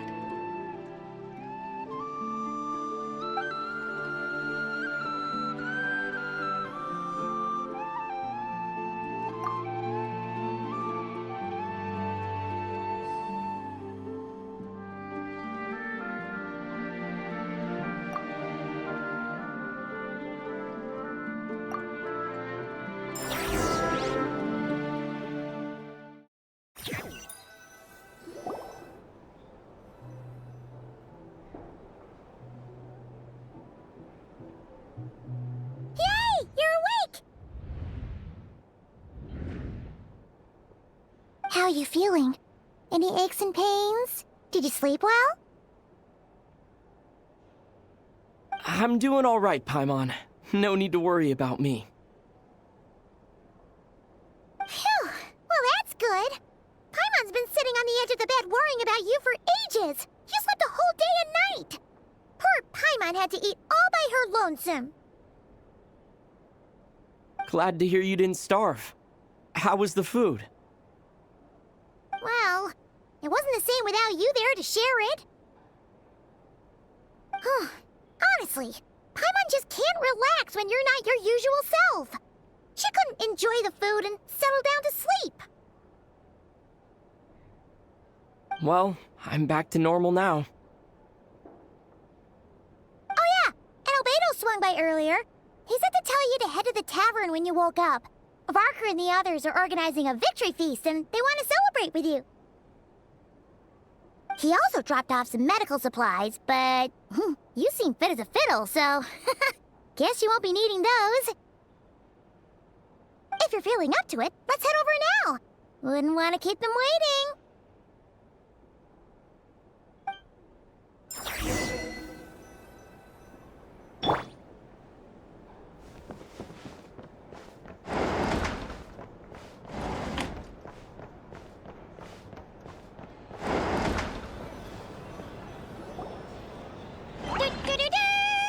We're here! Oh, Traveler and Paimon! Perfect timing! We were literally just saying how there's no way we're holding this victory feast without you any longer, and we would have postponed it till tomorrow. How are you feeling today? Much better. Thanks. Don't worry about me. Relieved to hear it. If that changes, just let me know.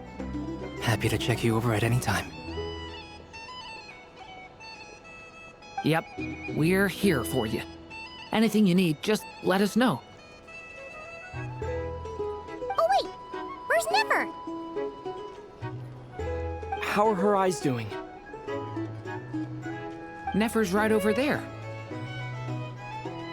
I'm sure she'd love to catch up with you.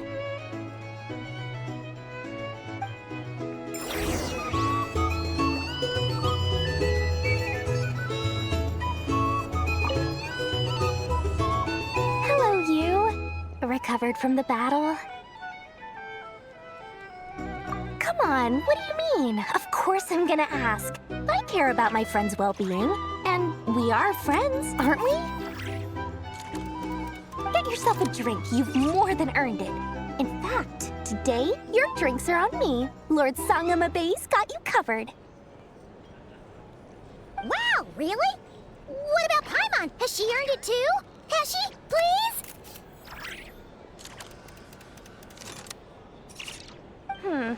Well, you haven't been through quite as much as the Traveler, but... what the heck, sure. Yay! Wow! Drinks on Dory! What a historic day.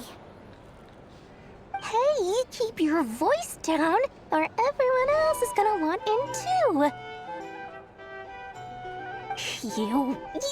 Have you heard anything I've been saying recently? Doing business in Nodcry has been an absolute nightmare. If I'm buying for everyone, I'll...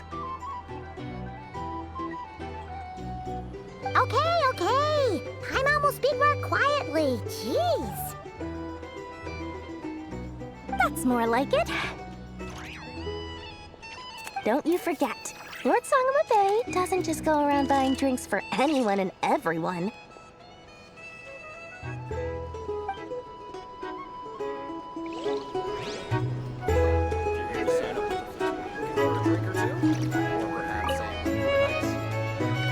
I thought of 1,000 ways to congratulate you, but now you're here, words are failing me. The honorary knight stuns them speechless once again. Well said. The honorary knight showed us all how it's done. The other knights told me that Mondstadt was the first stop on your journey. All of us are truly delighted to count you as our friend. I'd like to thank you for supporting the Knights of Favonius, and also for helping us save Nodcry.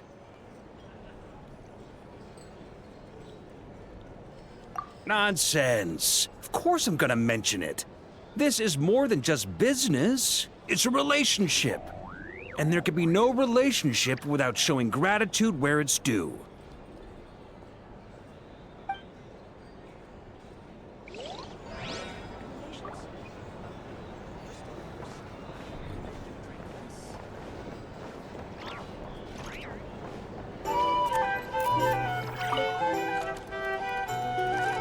I see you've recovered. You bet. Snooze his way to a full recovery. Glad to hear it. A healthy body is paramount. Nothing else in life is possible without it. So take it slow. You can't afford an injury.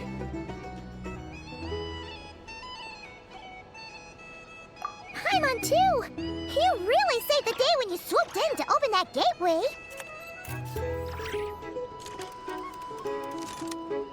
I came to accept that although Rerir was my friend in the past, here and now, he was an enemy that must be defeated.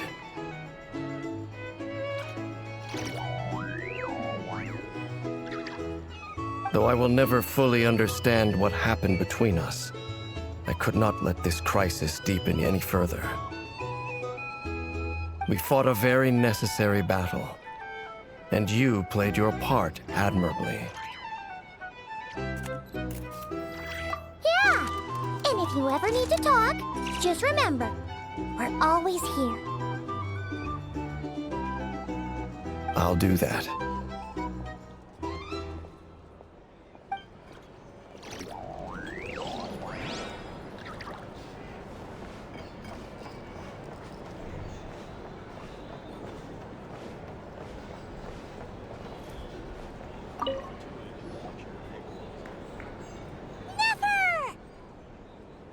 Traveler, Paimon, are you recovering well?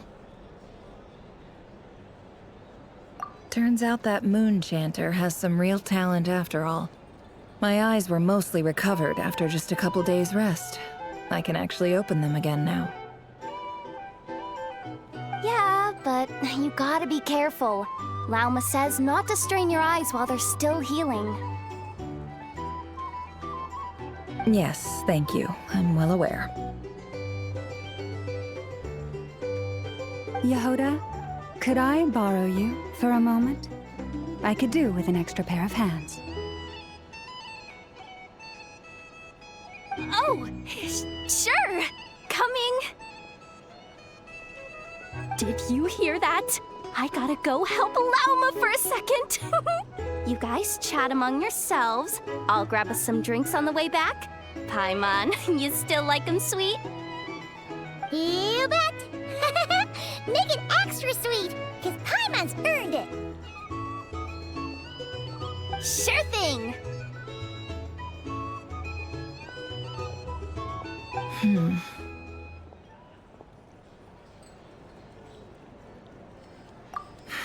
The Raker of Solnari.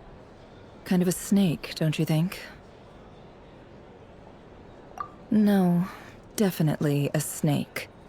A poisonous one who spewed his venomous hatred everywhere. Anyone who seeks revenge out of hatred for other people has become a snake. That's something my dad used to say.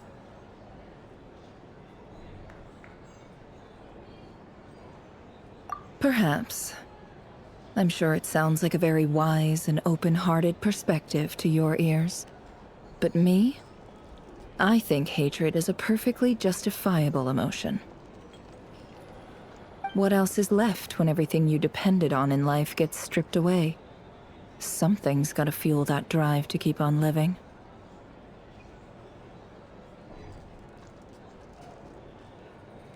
If you're worried about me, you can nip that in the bud. I'm not someone who gets stuck in the past. It's just... I suddenly feel like I was wrong to call my father a liar. He was just a fool. That's why the Academia turned their back on him, and why the other tribes ganged up on him. Oh, Father. How much better things could have been if you were a skilled liar. Look at the Ibis King. Thoth is a fiendishly cunning liar. And yet, strangely, he feels more like a father to me than my real dad ever was. He's never brought it up, but I'd bet he feels the same way. Why else would he give me the power to perceive the truth, while at the same time training me in the art of deception? Well, King Deshret banished him to Aru, which is essentially a prison, and posed 3 questions to him. He promised that he'd have his freedom if he could find the answers. His response was to take on a physical form and approach me, hoping that I could become his envoy and search for one of the answers on his behalf. Did he really think I'd fall for that? He's stuck there. He can't make me return what he gave to me. So that's enough for you to decide he's nice, is it? He's a prisoner, and he was scared. So he decided to perform some good deeds to win people's approval. He lives in fear because he's a deceiver. How is Rerir any different? You can't work as a spy your whole life and expect a happy ending. It's preposterous. Yet I can't say I don't understand it. Liars live in the darkness of their own making, but it's still human nature to want to go on living.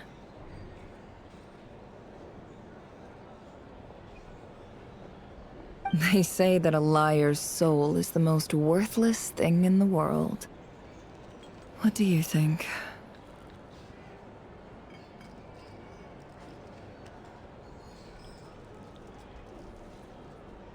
Good. If you understand that, it means you're smart, and you see things objectively.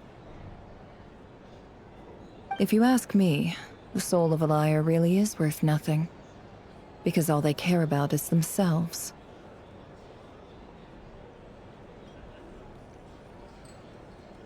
For example, when something good falls into my lap, I don't go sharing the news around. Stops other people trying to steal it from me.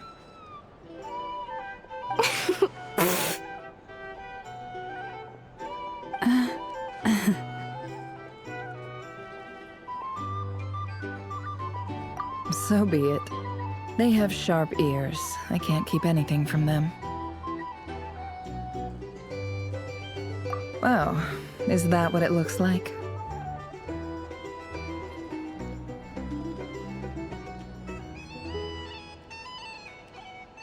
Well, you all know my past now, and I can't simply eliminate everyone who knows too much. So I guess I just have to put up with you. For the foreseeable future, at least. When you find yourself in a situation you can't control, the safest play is to keep calm and start monitoring everyone involved like a hawk. In the intelligence world, you need to have a sense of perspective and play your hand accordingly. If you understand what's at stake, please ensure my secret is safe with you. I trust you'll respect my wishes as a friend. But don't forget, I will also be watching you like a hawk. Very good. Oh, wait! Now that the panic's over and we've all calmed down, Paimon suddenly remembered something. After all that build-up, our mystery ally never showed up even once!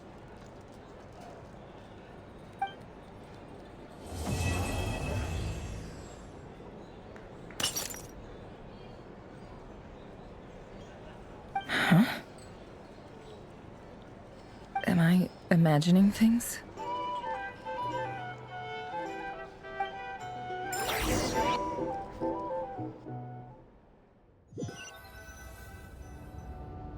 So, that close colleague who stayed behind with you? What's he been up to recently?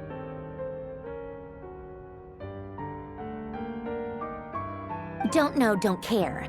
I get more normal human interaction from hanging out with Bosco too than him. Although, now you mention it, he hasn't bothered me in a while. I wonder if... If he's disappeared without a trace, it's the biggest gift he ever gave to the world. But I somehow doubt that's what's going on. He won't lie low forever, so we'd better stay on guard.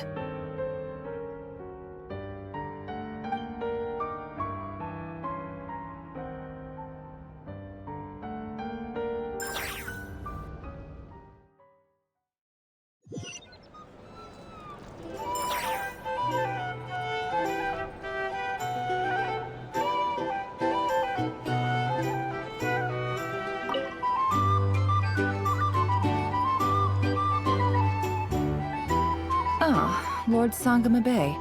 How lovely to see you. I must thank you for the device you provided. It was an enormous help. Would I be right in thinking that it was developed by the Academia? Why come and ask me when you clearly know already? I mostly came to thank you. That's more like it. A little gratitude goes a long way with Lord Sangama Bay. Play your cards right, and you might even stand a chance of becoming my long-term supplier. The chance to work with such a kind and charitable investor as yourself would be a great honor for the Curatorium. Huh? Charitable? Who said anything about charity? First time hearing about it. Let's see. The first plot of land you purchased in Nodcry, your desert interests, and... Stop! What do you think you're doing? Exposing my investment history! It's nothing to hide from. They're all perfectly legitimate investments. And some of the land you purchased was with the intent of building a sanctuary? Yes, I heard about that too. How did you... You're a curious case, Lord Sangama Bay. You don't like people finding out about your good deeds, do you? But I'm afraid no matter how hard you try to keep things under wraps, where there's a will, there's a way.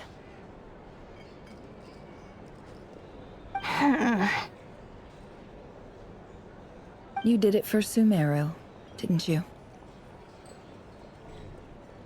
It was empty land that was gonna go to waste otherwise. I figured if I built something there, it might at least get some use in an emergency. Disasters are capricious things. They strike without any warning. I've lost family to a disaster before, and I don't want to lose any friends or business partners if I can help it. My elder sister used to dream of finding a sanctuary. Somewhere with plenty of food, water, and medicine. Where everyone could live happy lives. It was something I looked into, but after discussing things with the Dendro Archon, I decided on a more effective strategy. The tech people handled the tech, and Moneybags provided the Mora. It just made the most sense. It's a pity that so few people know the truth about you. Everyone says that you view everything in terms of Mora, and all you care about is growing your own wealth. So, what's the problem with that? Everyone wants to be rich. It's human nature. So yes, I love Mora, and it's nothing to be ashamed of. But surely you have dreams of your own beyond just making Mora. You don't get it, do you? My dream is to invest in other people's dreams. And, you know, make a nice little slice for myself along the way. Just thinking about it makes me happy. That sweet, sweet sound of Mora. Thank you. For the device? And the pendant. Oh, that. I was just returning a favor. Don't worry about it. Seems like we've both been away from home for a very long time. Yeah. So long that I barely remember what my family even looked like. That would be your mother, father, and sister? Yeah, though it's been years since my sister passed away. It's not like I want to forget them, obviously, but memory can be even more ruthless than the most calculating business person. Beyond a certain point, if something isn't helping you, it just gets rid of it. My sister can't help me now. Slowly but surely, her face is fading from my mind's eye. It's become a vague impression. Not everything will fade. When loved ones pass away, the beautiful memories are the ones that last the longest. Yeah, that's true. If you ask me, that's the one silver lining in all of it. Well, that, plus, I'm sure that life is much better now than it was back then. Oh, absolutely. I have tons of Mora, a big beautiful house, business is booming, and I'm as happy as can be. You've got a lot going for you too. Boss of the Curatorium of Secrets? I'm sure there's plenty of Mora to be made in that line of work. I appreciate the vote of confidence.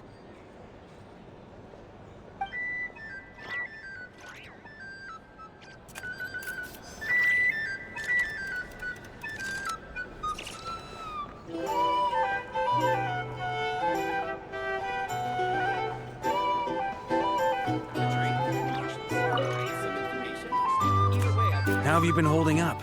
Any adverse reactions? If you start to take a turn for the worse, make sure you tell me right away. You don't need to worry about me, Grandmaster. I'm fine. I mean, I barely did anything, so... What? You're too humble, young man. You played an indispensable role in the battle for Nodcry. We can't thank you enough for your support. Sometimes, when people praise you, it's because you deserve it. The best thing is to accept it calmly and with grace. It's important to learn how to respond to words of admiration. Let's do a quick demonstration. Albedo, that was an incredible feat of alchemy. The pressure was on, but you worked flawlessly at lightning speed to get the job done. Thank you. I can't take all the credit, though. Durin played a big part in forming the alchemical array. See? Did you catch that? A masterclass in how to take a compliment. Okay, yeah. I did work pretty hard to help prepare for the battle. No point denying that. Hey, you guys! Hey, look who's bounced back. Looking good, Traveler. Seems like you've recovered. You won't need to take any more medication. Can I get you a drink? Huh? You know how to order at a bar now? You've sure learned a lot recently. Handling a drinks order is ridiculously simple compared to alchemy. Don't worry, I'll blend into society yet. Paimon believes it! You're clearly a fast learner, just like your brother. To be totally honest though, Paimon didn't quite follow all the details when you first explained the plan to us. Don't worry, that's completely understandable. Unless you're a student of alchemy, it's hard to grasp the principle and how the process works. To put it in the simplest terms, we saw how our enemy stole the power of Kuvaki. And that gave us the idea of stealing his power to turn it against him. When facing an enemy you have no hope of defeating, it's best not to engage them in battle.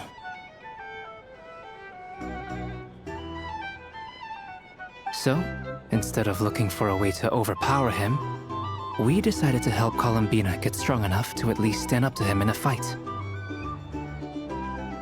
For this to work, we had to analyze his modes of attack, confirm who his main target was, and make sure that he wouldn't go beyond the range of the alchemical array.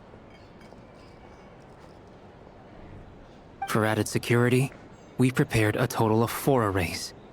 But to mitigate the impact of the battle, we identified one location in particular as the ideal spot, which is where the confrontation took place. The alchemical array absorbed his abyssal power. Then Durin processed it to render it usable by Columbina. That power enabled her to do what would otherwise have been nigh on impossible. What surprised me was that Dainsleif actually agreed to join us. Given his history with Rerir, he had every right to sit this one out, but we're extremely grateful for the decision he made. It must have been a painful choice to make. But I'm sure that making a decision was far better for him than staying in limbo. Absolutely. He was torn between 2 paths, but in the end, he made his choice and stuck to it resolutely. He doesn't strike me as the sort of person who'd stay trapped in limbo for long. Anyway, however you cut it, everyone gave a stellar performance. And now, it's time to kick back and celebrate.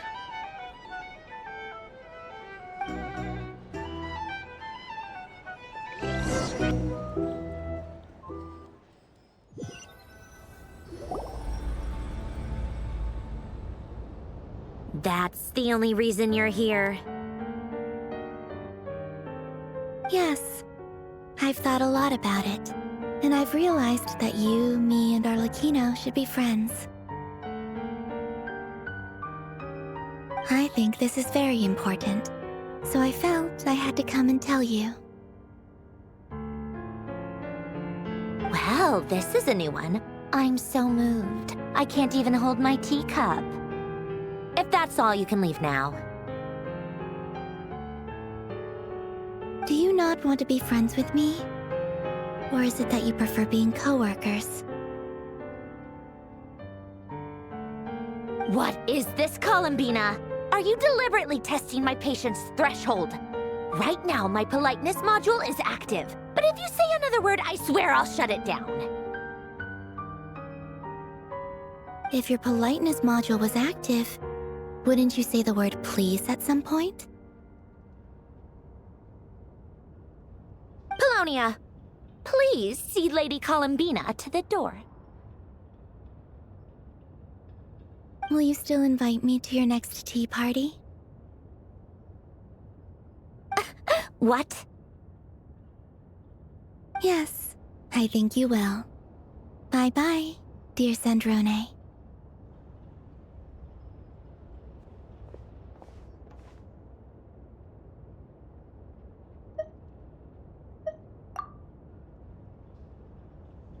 Last time, the Wild Hunt escorted you out. Would you rather I handled it myself this time? We just wanted to, see how you were doing now that it's all over. Why? Out of concern for my safety? I hope you didn't seriously think that the Rehyr of Solnari would be able to lay so much as a finger upon me, given how prepared I was. Mostly because you kind of helped us out, so we just wanted to check you were okay. Looks like all your robots are fixed, huh?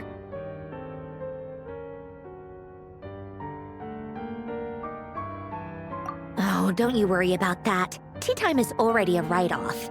The visitor before you managed to kill my appetite. If you're in the mood for tea, go ahead and help yourself. Otherwise, it's going to waste. My coasters are still missing in action, though. Use this notebook instead. Whoa! Pretty hefty notebook. Look at all those calculations. You can ignore those. They're just dumb scribblings. I doodle and write in my free time.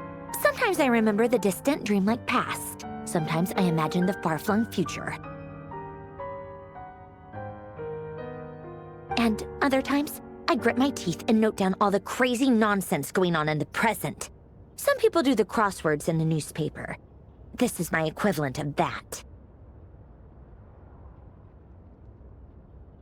Trying to predict the future is like daydreaming, and writing about the present just makes me furious. The past is my favorite. If nothing else, it's already set in stone, so I don't have to rack my brains trying to figure it all out.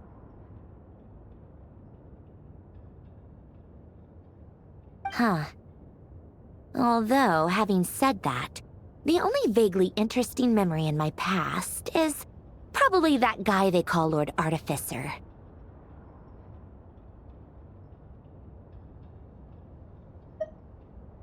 Who else? Pretty much all the mecha in Fontaine are his personal handiwork.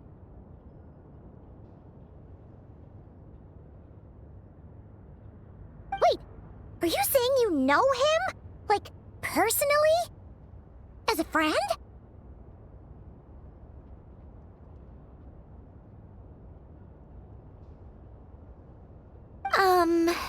I mean, I guess we were friendly enough.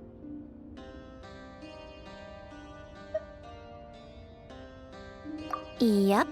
In fact, I'm probably the only normal person left who knew him at all. We used to chat occasionally back when he was still around. Before he passed away, he asked me to destroy all his manuscripts. I honored his request, but I did read through everything first before destroying them. I mean, I couldn't let the genius of Lord Artificer Alain Guillotin disappear like that. Would have been such a waste.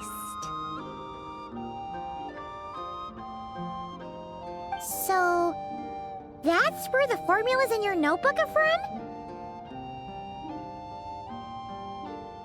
I just told you. Those are my equivalent of crossword puzzles. They're just dumb formulas that I solve for fun when I'm bored. Alain's work was like epic poetry. The formulas in my notebook are just silly little riddles in comparison. Not that there's anything bad about them. I mean, at least, solving those riddles isn't going to hurt anyone. Except me, 'cause I lose a few brain cells in the process.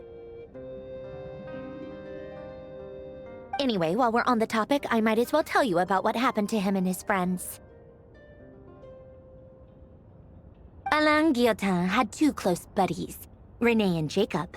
They spent their childhood years together in the Narzissenkreuz Institute.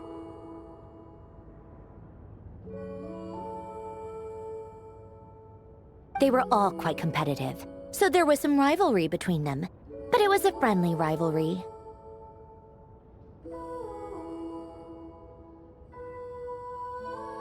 But beneath the friendship and the rivalry ran something deeper, a sense of nostalgia for the past. Unfortunately, childhood would end, the prophecy would come true, the apocalypse would arrive, and the future would never be. A mad dream that would normally only capture the minds of lunatics began to take root in their hearts. A dream of saving the world.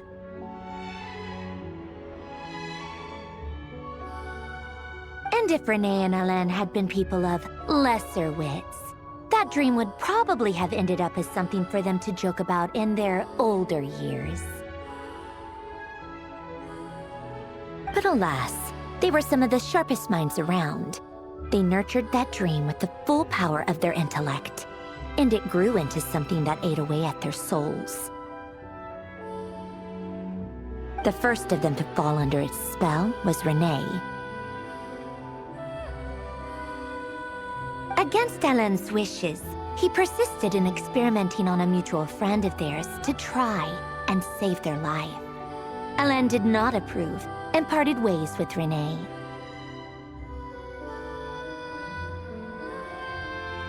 It's complicated.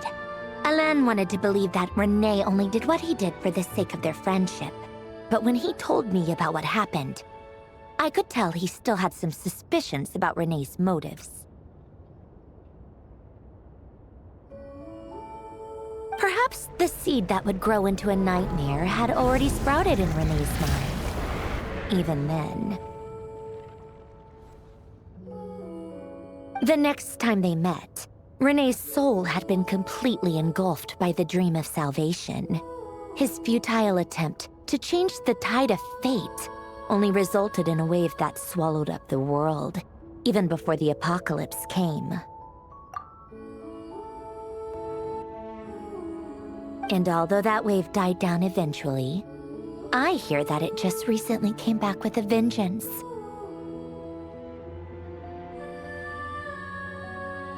As I understand, Renee wanted to live out his dream of salvation once more. But I'm told that the attempted resurgence finally died out for good. At long last, Renee awoke from his deluded dream. Though of course by then it was far too late. What do you think of Renee? Do you admire his transcendent genius? His view that any price was worth paying to achieve the lofty goal of saving the world? Or do you despise him? Dismiss him as an evil madman who wrought havoc on the lives of everyone around him as he pursued his delusional dream? Same difference, really. Just a matter of perspective.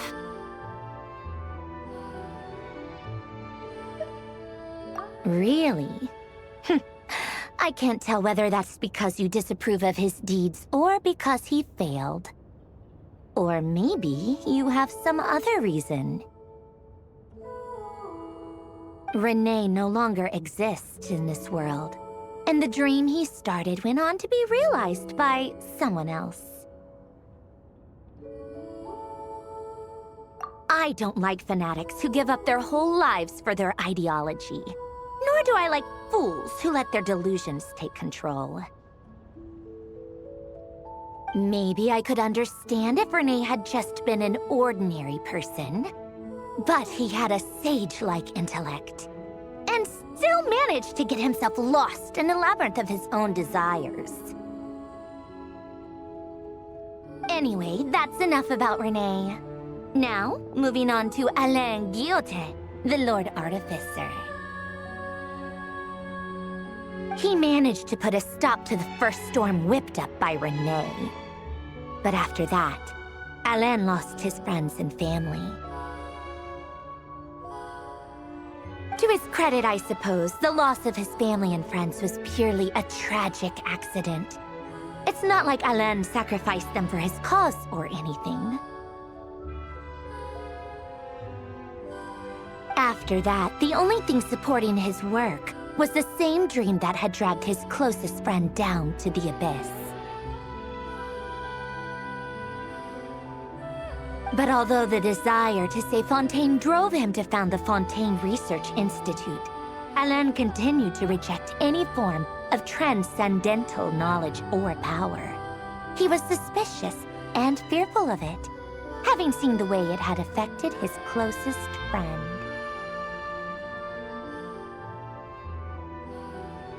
I think that formulas and machines derived solely from human intellect were the only thing that gave him a sense of spiritual comfort. Yet Alain's intellect was simply too great. It barely left him space to breathe in his lifetime. Once he realized that the end of his life was approaching, he finally accepted the truth. The Kreuz Institute needed someone, and a human being, to see its story through to the end. He quit working on his formulas, trading them in for the fairy tales that had played such a formative role in his childhood, but which he barely touched in his adult life. He told me that the director of the Kreuz Institute used to read those fairy tales to the children as bedtime stories. Apparently, they worked wonders at sending kids off to sleep.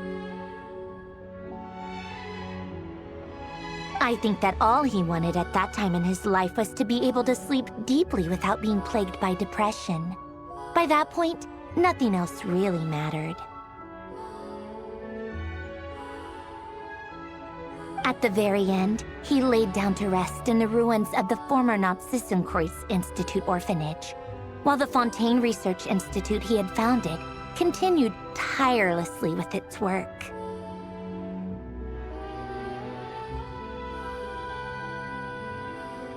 Many years after that, tensions over competing dreams would once again cause a rift, this time between members of the Fontaine Research Institute. But the actions of those fools had nothing at all to do with Alain.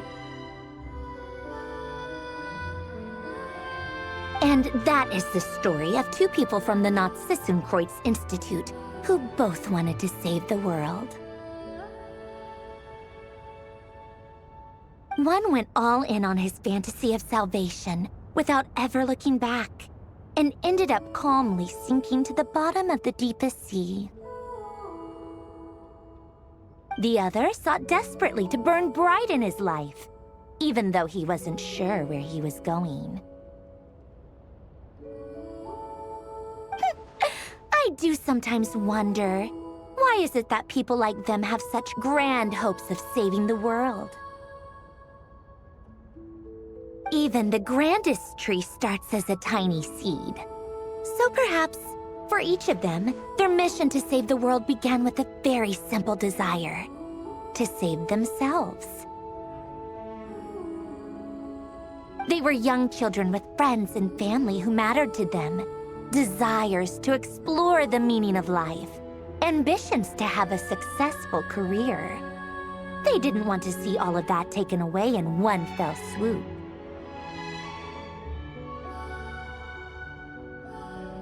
Or maybe they just wanted to find something to anchor themselves within the chaos, to stop them getting quietly swept away by the storms of life. But instead, the search for their own salvation took them down the rocky road laid out by fate.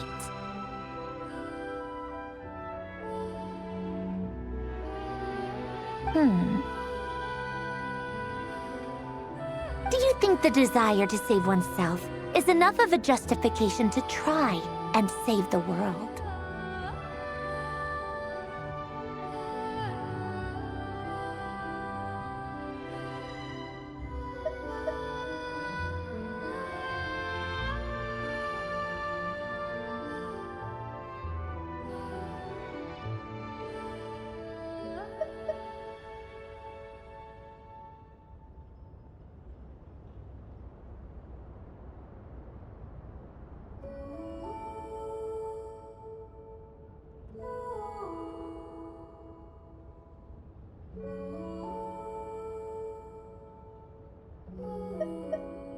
You don't know? I guess that's a fair answer. At least you're not trying to hide your confusion. Alain was much more straightforward about it. I asked him the same question back when he was in his prime, putting all of his energy into his work. Yes, it's enough. That was all he said before getting right back to his work. He was always that way. All right, tea time's over. I owe Arlecchino a favor for telling me these stories. I'll have to bring a whole sack of gifts the next time I visit the House of the Hearth. I'm gonna go tinker with Polonia now. You guys can do whatever you want, as long as it doesn't involve interrupting me. Polonia, exit hibernation mode. Begin diagnostics.